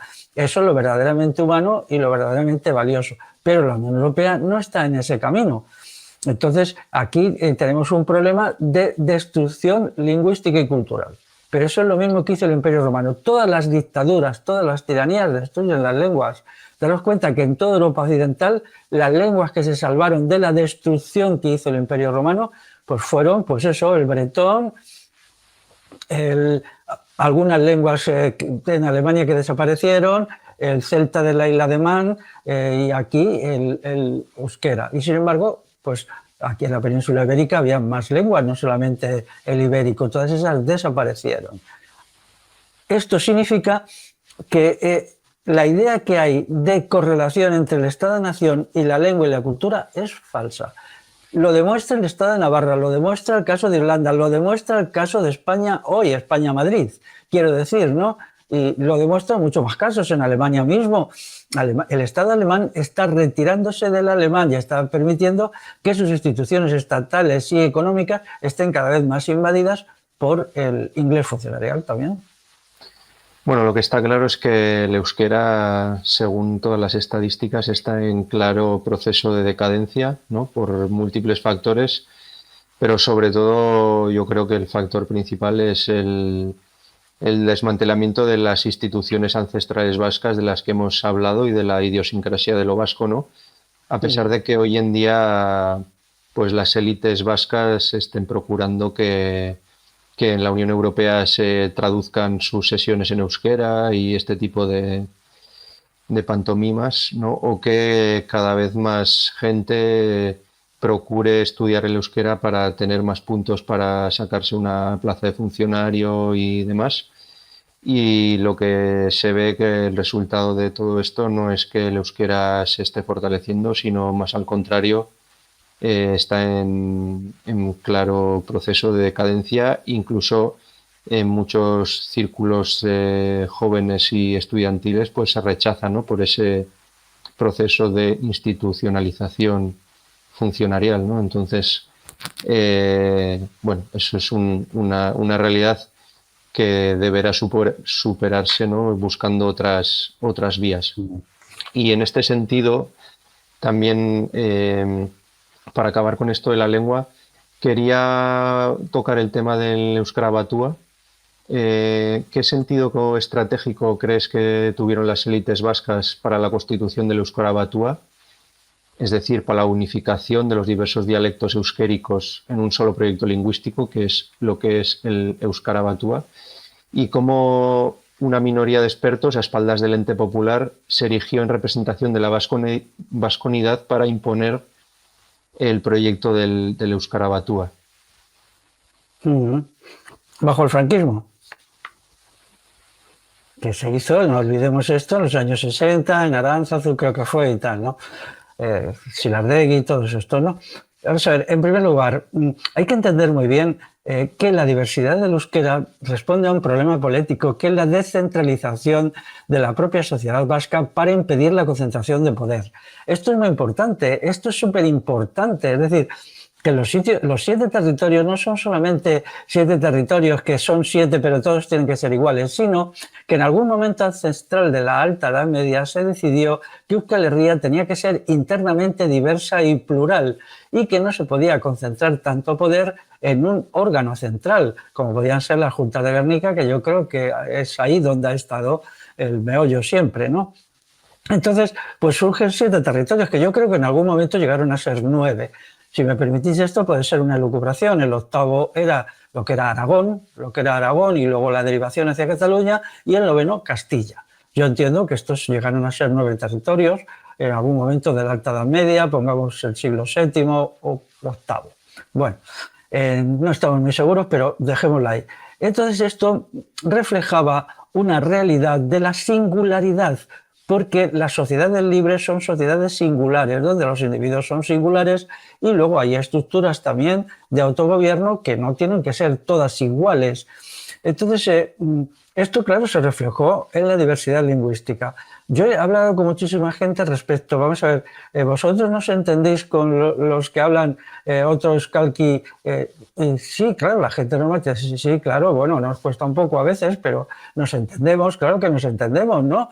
O sea, incluso te ponen, ejemplo, decir, con esto no, bueno, pero en serio, a ver, yo no soy vasco y no soy euskera, pero decid, ¿nos entendéis o no os entendéis? Y luego dices, sí, claro, nos puede costar un poquito, pero nos entendemos, ¿no? Entonces esa vitalidad estaba en la diversidad. ¿Qué es lo que hubo detrás de la creación del euskera batua?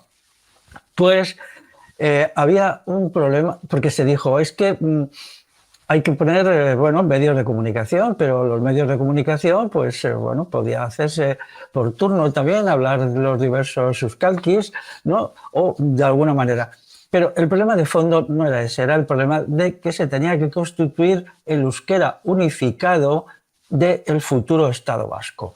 La idea que estaba en la cabeza de los Txilardegi y todos estos era que el franquismo estaba ya muy mal, estaba en agonía y que después iba a haber una explosión, que se iba el Estado español se iba a hacer gárgaras y entonces iba a surgir Euskal Herria con su Estado. Entonces había que crear el Estado, la lengua del Estado vasco.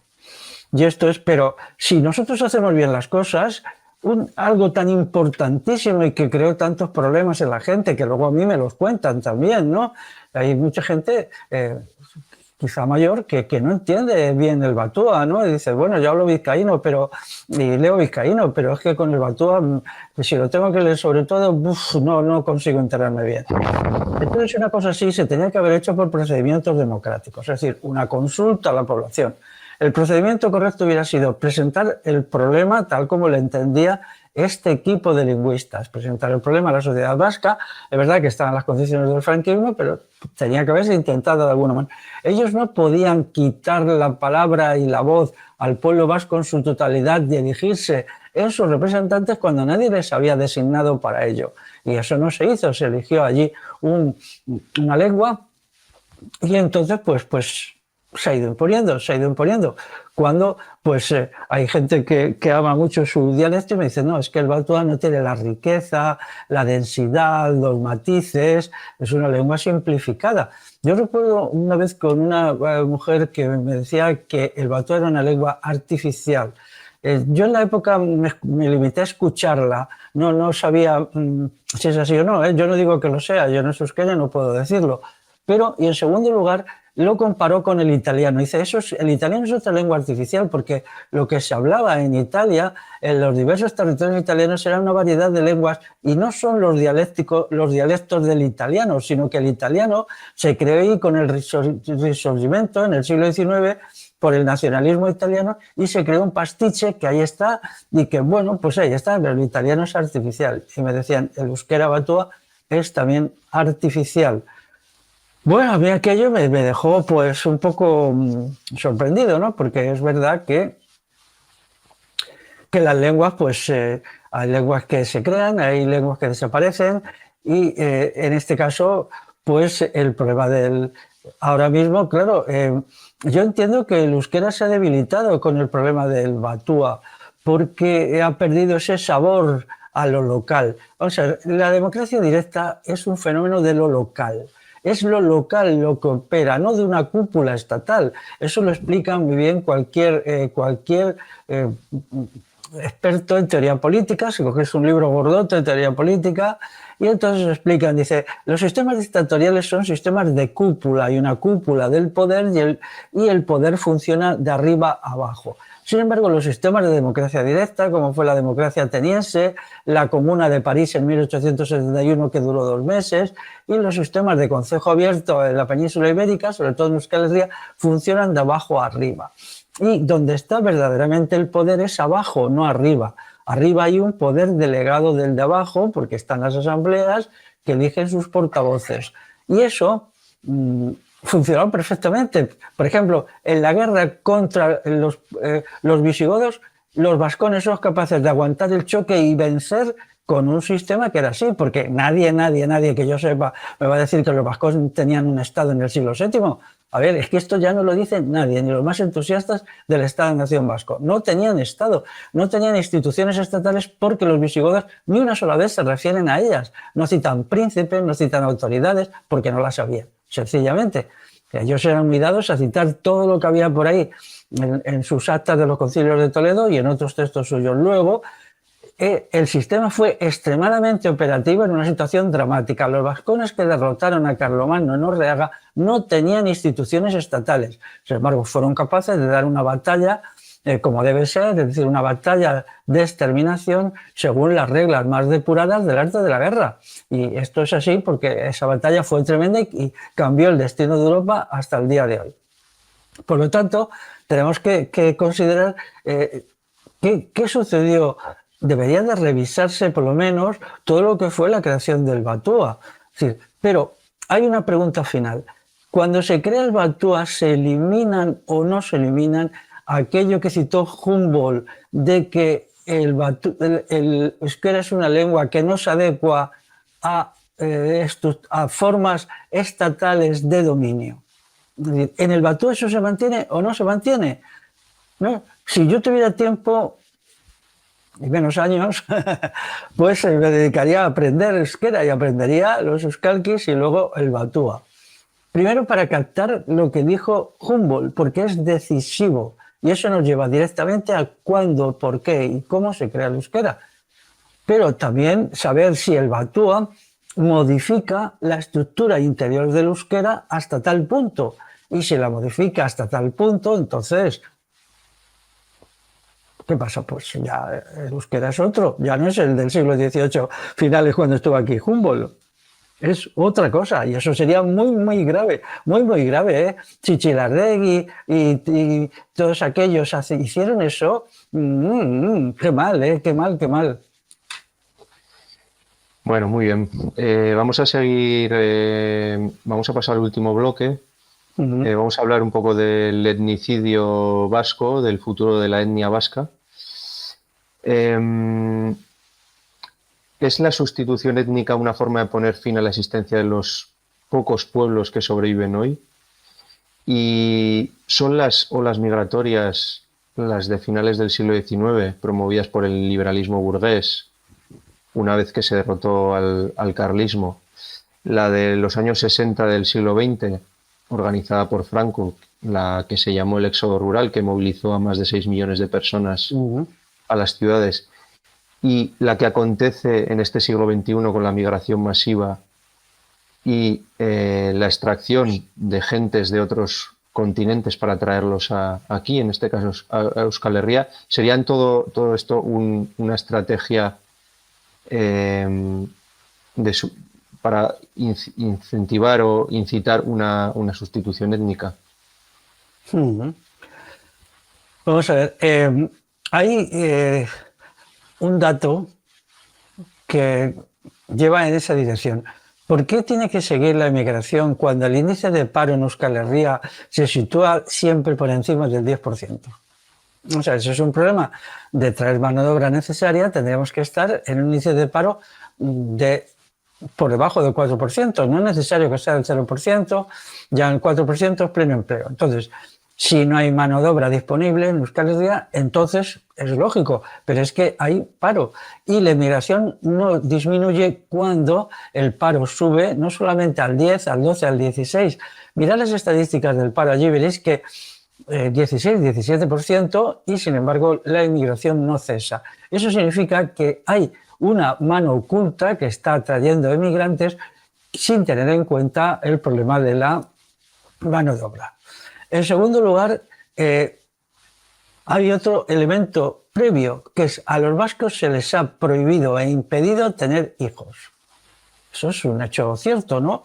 Sobre todo a través de las campañas del feminismo, pues el feminismo, recordemos la frasecita aquella de toda penetración es una violación, ¿no? O los hijos explotan a las madres, pues todo eso ha creado un ambiente terrorífico anti-niños, anti-natalidad, anti-demografía. Entonces, si eso no hubiera sucedido, es decir, si hubiera sido que de manera natural los vascos hubieran dejado de tener hijos y entonces hubieran tenido que acudirse a mano de obra foránea, bueno, la situación sería menos criticable, pero teniendo en cuenta que primero ha habido una campaña terrible, de la cual quien la ha hecho tendrán algún día que dar cuentas, se ha hecho una campaña en contra de la natalidad y la demografía y en segundo lugar se sigue metiendo inmigrantes incluso en épocas como 2011, me creo recordar que el paro se acercó al 20%, tanto en Navarra como en Vascongadas. ¿Esto cómo se explica? Se explica porque hay una voluntad decidida de convertir la inmigración actual en un sistema de limpieza racial y sustitución étnica. Y esto es así, tanto, que ya hay muchos pueblos, muchos barrios, o si no muchos, algunos, pero están creciendo muy deprisa, en donde los vascos son minoría en su propia tierra. Minoría en su propia tierra. Entonces, ¿cuál es el objetivo final de esto? Pues llevar adelante el proyecto de la Unión Europea. La Unión Europea no puede funcionar sobre los pueblos étnicos europeos, porque estos pueblos tienen una cultura específica muy propia, son ellos mismos, tienen sus lenguas, tienen sus costumbres y siempre se han opuesto al centralismo, más o menos, se han opuesto al centralismo. Es decir, piensan que el centralismo significa totalitarismo, significa dictadura. Ahora mismo se está creando un Estado europeo central cuya sede es Bruselas. Eso es una monstruosidad, porque eso, la gente aquí, los pueblos europeos de Europa Occidental, siempre lo han rechazado. Así pues, lo que estamos es como una conspiración, que en este caso se puede decir, como un proyecto, vamos a decir de una manera más neutra, ¿no?, para eliminar al pueblo vasco. Ya hay intentos anteriores, por ejemplo, cuando la explosión del trabajo en la zona de Bilbao, en la zona de las minas y tal, pues se traía una gran masa de trabajadores ajenos allí, ¿no? También porque los vascos no querían hacer trabajo asalariado, no porque fueran ni más ricos ni más pobres, pero ese trabajo asalariado es un trabajo esclavo. Entonces se arrebañó gente por la península ibérica, mendigos, delincuentes y tal, se les llevó para allá, ¿no? Luego está lo de los años 60, que viene a ser lo mismo. El franquismo sabía perfectamente que si no metía allí una gran masa poblacional que no era vasca de origen, no podría acabar con el pueblo vasco. Entonces se lo impone y ¿qué hace? Pues crear un montón de industria allí, hacer inversiones allí, financiar las inversiones allí para que fuera necesario esta mano de obra. Pero con todo, vamos a ver, esto no es como ahora, la gran agresión de ahora, la gran operación de limpieza racial y sustitución étnica tiene un elemento añadido. Si la lengua es un sistema de lengua-cultura, como digo en el prólogo que antes he citado al libro de Javier Goitía, el euskera en 1500 partículas, ahí digo que la lengua no es un sistema neutro de comunicación, sino también es un mensaje, una cosmovisión, y el euskera más. Bien, entonces, cuanto más lejana a la cosmovisión europea sea la gente que llega, peor, porque no son capaces de entender el mensaje interior, el mensaje inherente e interior al euskera. Y entonces para ellos, incluso que lo aprenden, cuando yo voy por allí, por el País Vasco, me dicen, aquí hay unos inmigrantes que hablan euskera perfectamente. Yo les digo, bueno, euskera perfectamente como sistema comunicativo, pero han entendido el mensaje del euskera, es decir, la cultura inherente al euskera la han entendido. Cuando ellos provienen de culturas en donde la libertad no tiene ningún valor, el individuo no tiene ningún valor, el trabajo es exactamente un trabajo esclavo, porque esclavo en el sentido teórico, en el sentido, pues, algunos de sus países hace una semana han abolido un sistema de trabajo esclavo, me enteré, bueno, no quiero decir en qué país para no levantar ronchas, pero bueno, entonces hay un abismo cultural tan enorme que eso significa que incluso aunque aprendan el euskera, lo dejan reducido al sistema de comunicación, lo vacían de sus contenidos culturales y de sus contenidos políticos, etc. Y entonces ese euskera necesariamente tiene que degenerar muy deprisa porque o hay una conversión de estos llegados a la cosmovisión y sistema de valores propios del pueblo vasco o su euskera no vale. Esto es así. Esto es así, porque hay gente que cree que las lenguas transmiten ideas. No, las lenguas no solamente transmiten ideas de una persona a otra, las lenguas pensamos con ellas y de su estructura depende de lo que pensemos en gran medida, no del todo, no podemos exagerar. Humboldt lo dijo perfectamente. Uno, para ser un buen euskaldun, tiene que tener una idea clara de lo que es la libertad. Lo que es la libertad. Y entonces entenderá el euskera, el metacontenido del euskera. El meta significa lo profundo, el contenido profundo del euskera.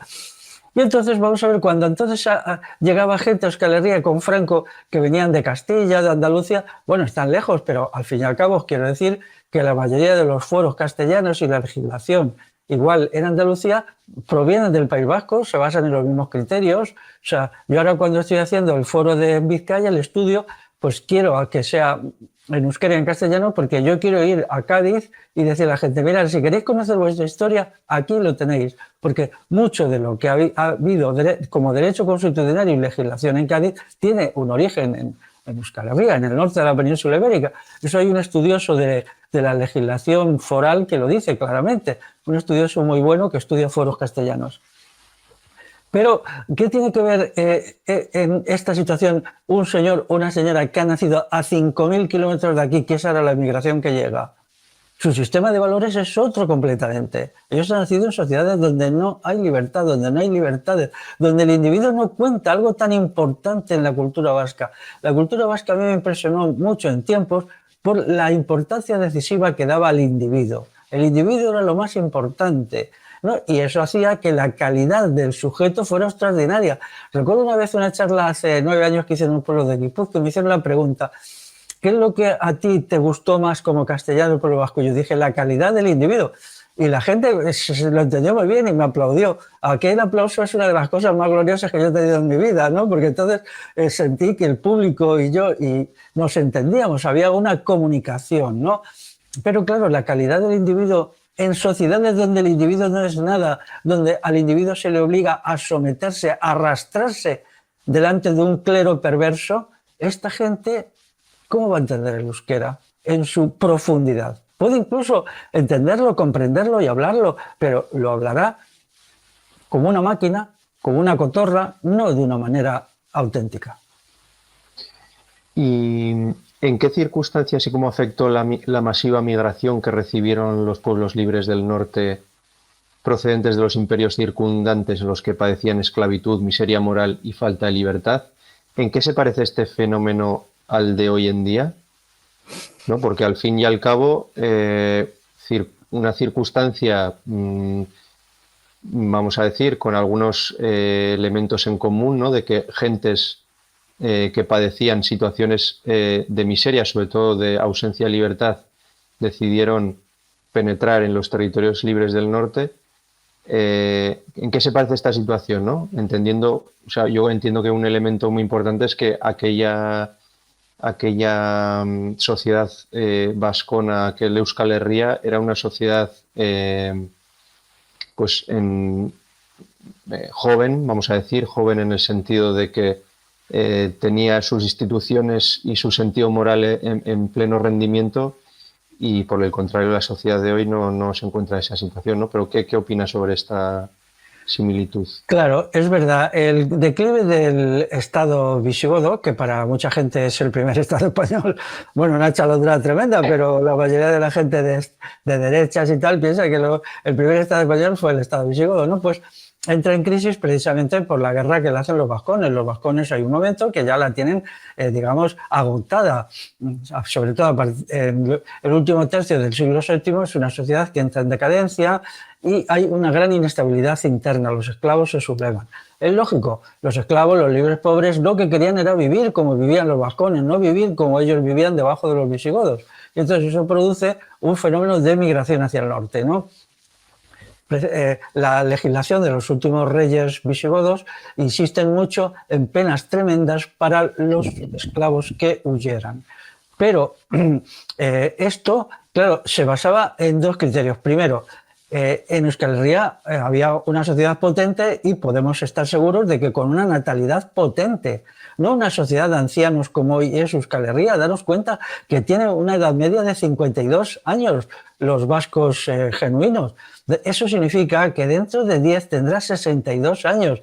¿Realmente la sociedad vasca de dentro de 10 años con 62 años de media tiene futuro? Esto es muy importante que la gente se lo plantee, ¿no? Entonces no. Eso, ¿cómo lo sabemos? Pues porque libraban batallas terribles contra los visigodos y contra los francos y los vencían, ¿no?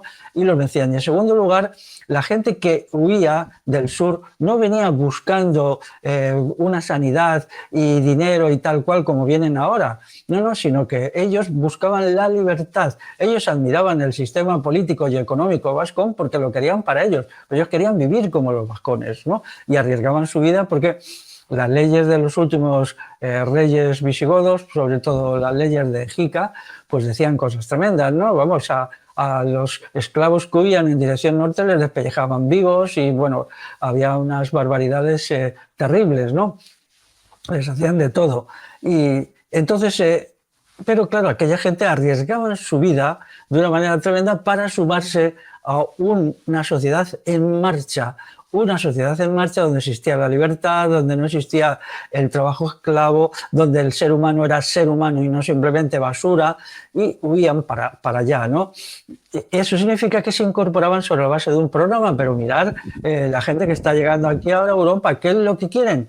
Quieren dinero, sanidad de calidad, porque en sus países no la tienen, no se dan cuenta que no es un problema de dinero solo, sino político, ideológico, sobre todo ideológico, y vivir bien. Bueno, ellos no buscan ninguna adhesión a ningún proyecto de reconstrucción de Euskal Herria. Es más, cuando llegan sus hijos al colegio y los meten allí, para ellos el euskera es solo una asignatura que sobrellevan como pueden, igual que hace 50 años, pues los que tenemos cierta edad nos colocaban el latín de asignatura. Pues yo también estudié latín un tiempo y, pues a ver, ¿qué tenías que hacer? Pues intentar aprobar el latín y luego olvidarte de él completamente. No es así el caso del euskera, pero se parece mucho, ¿no? Y entonces, pues claro, hubo integración, quizá análisis genéticos, si se hacen masivamente, posteriormente, pues puedan decir hasta qué punto pues hubo mezcla y combinación, ¿no? Pero ya digo, en otras condiciones muy diferentes de las actuales. Vale, bueno, vamos a ir entrando ya en la parte final. ¿En qué momento crees que se encuentra Euskal Herria ahora mismo? ¿Cómo puede afirmarse lo vasco en el siglo XXI frente a esta ola aculturadora, multicultural, cosmopolita, globalizadora? Frente a esta extrema uniformización, homogeneización, atomización, incluso virtualización y la creciente centralización y concentración del poder. ¿Y qué consecuencias ha tenido el hecho de que se haya querido construir Euskal Herria con recetas, ideologías y narrativas foráneas y ajenas?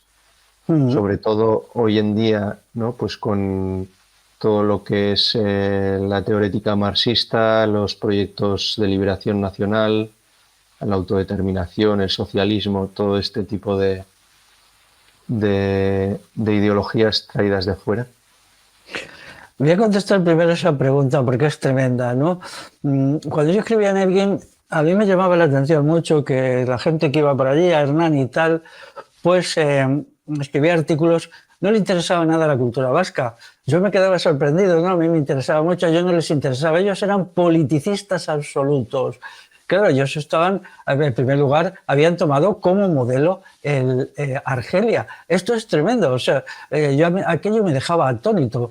O sea, que el asunto de Argelia, que es una sociedad que no tiene nada absolutamente que ver, pero nada con el pueblo vasco, ¿no? Hubiera sido tomada como modelo primero por ETA y después, pues, también, que luego además aquello reventó y se convirtió en una monstruosidad inmediatamente, ¿no?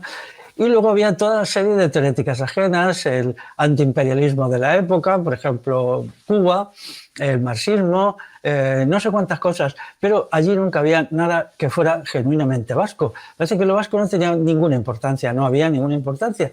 Yo llegaba allí, generalmente lo mandaba por correo en las condiciones de la época, pero cuando iba, pues algunas veces me pasaba por Hernani y pues me asombraba, ¿no? Hasta qué punto ellos no creían que el sistema de verdades, convicciones, experiencias, valores y modos de ser que formaba la cultura vasca tuviera una importancia.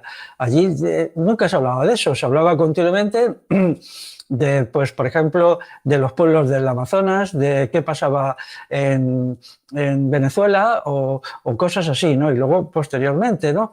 Me acuerdo que una vez hablé con uno de un pueblo y me decía, de un pueblo de Guipúzcoa, me decía, en el ayuntamiento de mi pueblo nunca se habla de los problemas de los vascos, ni de su cultura, ni de su historia, siempre se habla del tercer mundo, de algún sitio por aquí y por allá, ¿no? Era de Vergara, ahora me acuerdo, era de Vergara, y siempre me decía, porque yo escribí un artículo sobre eso, muy suave, en fin, protestando un poco, había que tener cuidado, porque los de aquí también eran mis censores, ¿no? Y entonces me decía, bueno, yo he visto alguna vez una mano allí y les digo que nuestra cultura se está muriendo mientras ellos están preocupados por lo que le pasa a los pueblos indígenas del Amazonas. Y yo decía, sí, a los indígenas del Amazonas le pasan cosas graves, pero a los vascos también, ¿o no? Y él estaba muy de acuerdo conmigo, pero éramos una minoría tan pequeña que no podíamos hacer nada más que lamentarnos y callarnos, ¿no? En realidad todo esto proviene de la idea del Estado-Nación, y ahora voy a citar brevemente a un autor que yo le he leído bastante y que lo tiene cogido, que es el Sol, este autor que se llama José Aristimuño.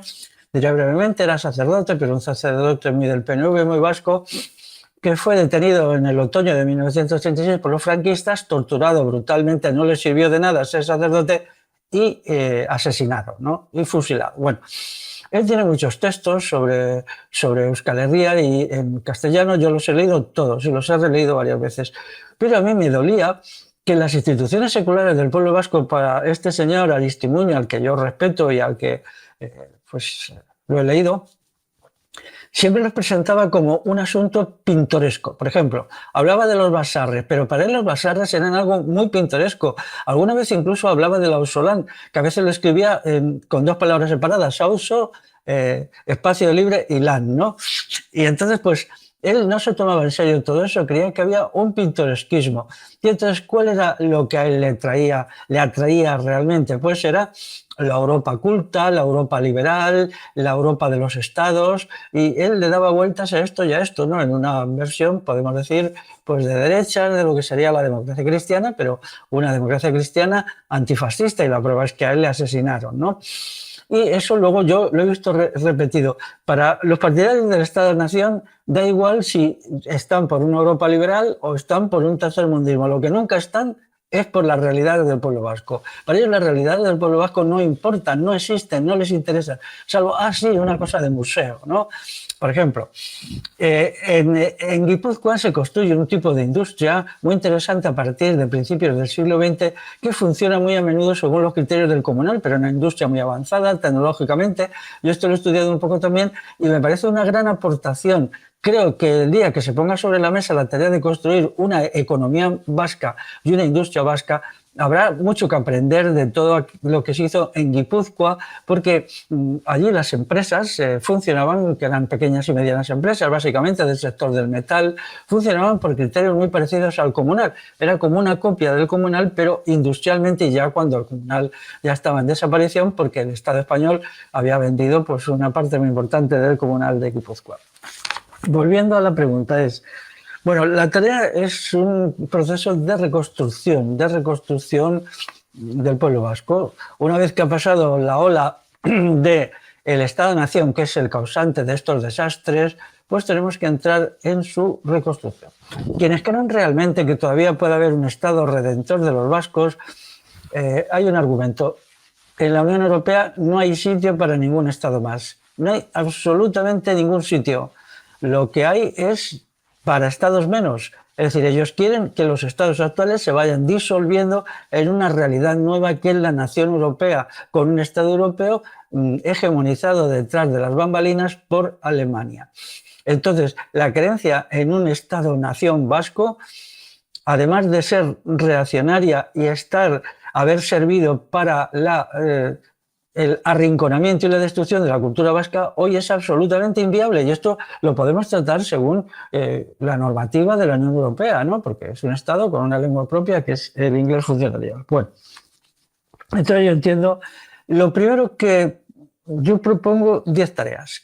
Lo primero que hay que hacer es recuperar la cultura vasca, es decir, hay una manera específica de ser de los vascos y se tiene que definir. Si queréis, no nos fijamos en el pasado, vale, pero entonces, ¿cómo definimos lo que es ser vasco hoy? Porque ser vasco, es decir, ser vasco es ser el ser de los vascos como comunidad humana y el ser del vasco como individuo. Naturalmente esto no es obligatorio, si alguien no quiere ser eso, pues bueno, pero lo necesitamos para la gente que de buena voluntad quiere vivir la vida de una manera a lo vasco, vivir a lo vasco. Y eso no consiste solamente, como cree mucha gente, no es suficiente con hablar euskera todo el tiempo. Esto es muy encomiable y muy bien, pero no es suficiente. Eso es la trampa de la lengua malentendida, porque es necesario también vivir según los fundamentos, principios y valores propios de una comunidad humana que son los vascos. ¿Cuáles son estos? Pues ahora tenemos confusión. Pero yo creo que podemos basarnos en lo que han sido y son todavía, porque todavía vemos gente, quizá ya mayor, pero que vive con los criterios y los valores que han tenido los vascos siempre, o por lo menos que los han tenido en los últimos siglos. En segundo lugar, hay que resolver el problema demográfico. Esto es dificilísimo, dificilísimo. Yo tengo un libro sobre el asunto demográfico en general para toda Europa y todo el mundo, y es difícil, pero la resolución del problema demográfico es la base para hacer imposible la sustitución étnica. Por mucho que nos quejemos de que estamos siendo invadidos y todo esto, si no nace gente autóctona, no va a servir de mucho, no va a servir de mucho. Lo importante, en definitiva, es que nazca gente autóctona, ¿no? Que nazcan, que no sea... nos acercamos a una situación de cero nacimientos, algo increíble que pone en peligro el futuro de la humanidad. En tercer lugar, hay que reformular la solución dada al euskera. El euskera no puede ser salvado, como piensan algunos, por el aparato educativo español. Ya, bueno, pues está ahí el aparato educativo, lo mete o bien como asignatura, como lengua vehicular, o bien como asignatura, según los niveles, pero esto no puede ser, ¿no? ¿Verdad? Qué raro, ¿no? Que sea el Estado español el que va a salvar el euskera, cuando el Estado español lleva siglos intentando destruir al pueblo vasco. Tendrá que buscarse una solución popular. Tiene que ser tarea del pueblo y no tarea institucional. Entonces habría que definir eso, qué es ser vasco y qué es el pueblo vasco. Luego habría que desprenderse del dominio de las ideologías extrañas. No del todo, pero claro, o sea, el liberalismo es una ideología de la laminación de lo singular. El marxismo mucho más todavía. El antiimperialismo muchísimo más. Me gustaría que miraran lo que hicieron estos tan admirados argelinos con los grupos minoritarios, por ejemplo, con los amazigh. ¿Cómo es posible que el admiradísimo Estado argelino para la gente de la primera época de ETA, luego cuando llegó al poder se dedicó a destruir la cultura y la lengua amazigh? ¿Cómo es posible esto? Bueno, pues ahí está. Y estas cuestiones se han ocultado, ¿no? Se han ocultado, entonces hay que eliminar las ideologías. Vamos a vivir experiencialmente. Y en todo caso vamos a crear una ideología vasca, que sea vasca. Y eso significa Euskal Herria desde sí misma, ¿no? Euskal Herria, y esto es lógico, ¿no? Pues no podemos tenerlo todo de importación, porque para la izquierda abertzale todo es de importación menos el euskera. Pero si todo es de exportación menos el euskera no puede mantenerse frente a todo lo demás que es de importación. Es de sentido común. En la balanza el euskera era plus y todo lo demás, que es lo traído de fuera y lo que no es vasco, se derrumbará. Aprender críticamente a lo de fuera, sí, pero integrándolo, incorporándolo en la cultura, el sistema de valores, la idiosincrasia y las estructuras propias del pueblo vasco, incorporándolo. Pero eso, para hacerlo primero, lo vasco tiene que estar construido y lo otro se incorpora. Luego, tenemos que buscar una solución al asunto de la soberanía económica. La soberanía económica no puede ser que multinacionales apátridas que tienen sus oficinas a 15.000 kilómetros o a 2.000 kilómetros del pueblo vasco digan cómo tiene que ser la economía vasca. Tiene que crearse una economía vasca. ¿Según qué principios? A mí no se me ocurren otros que los principios del comunal. Hay gente que quiere crear un nuevo capitalismo de Estado. Al parecer no han tenido bastante con el desastre de Venezuela, de Cuba y tal, y quieren volverlo a intentar. Bueno, pues si quieren un capitalismo de Estado vasco, tendrán que tener un Estado vasco, y ese Estado vasco traicionará a los vascos como hacen todos los Estados cuando les conviene. A mí me parece que el comunal es un sistema económico que no requiere un Estado, sino que funciona la economía, pues ya está, por sí misma, a partir de la gente y a partir de instituciones. Luego hay un problema ligado a la destrucción de la cultura vasca, que es el problema del alcoholismo y la drogadicción. daros cuenta que cuando la cultura vasca se derrumba en los años 50, 60, deja a mucha gente huérfana de un sistema de valores que les permitía hacer frente a las realidades de la vida y a los nuevos problemas. La cultura es eso, los valores que uno tiene, con lo cual, pues tengo esta realidad, entonces mi sistema de valores me dice que he de hacer esto y lo otro y lo otro. Son en realidad automatismos. Uno no se hace preguntas, sino que ves una realidad y entonces te sale tu cultura, tu forma de responder a eso. Entonces, todo lo que ha pasado en Euskal Herria con el alcohol, que es terrible y lo sigue estando con las drogas, lo que pasó con la heroína en los años 70-80, tiene como problema de fondo la aculturación, la pérdida de la cultura propia. No una pérdida total, por suerte todavía quedan y hay elementos culturales y hay alguna gente que está preocupada en recuperarla. Luego el problema de la inmigración masiva tiene que cesar.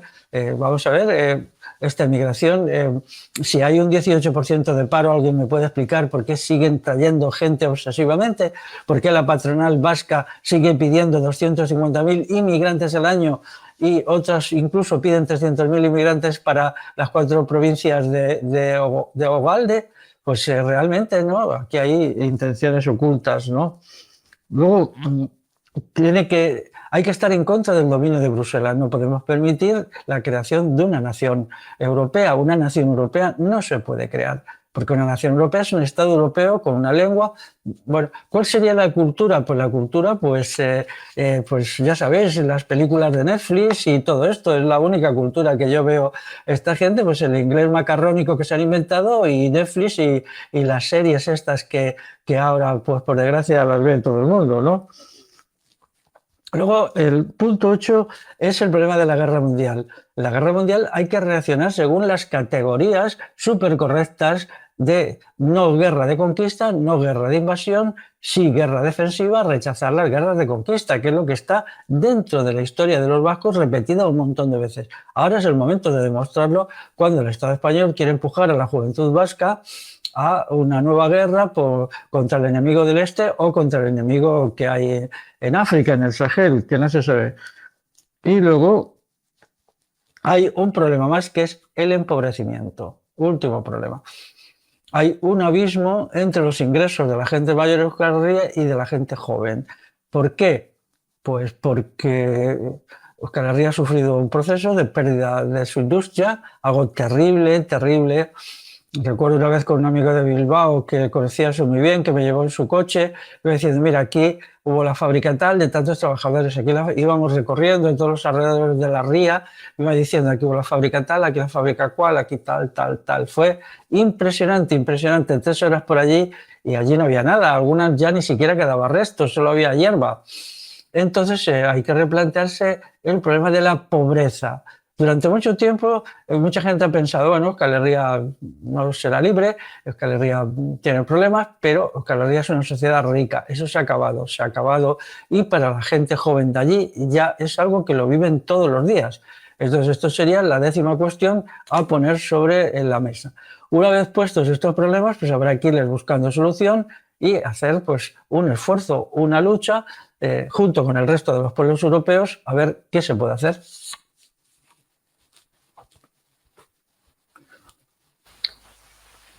Pues muy bien, Félix. Bueno, ya llevamos 1 hora y 50 minutos.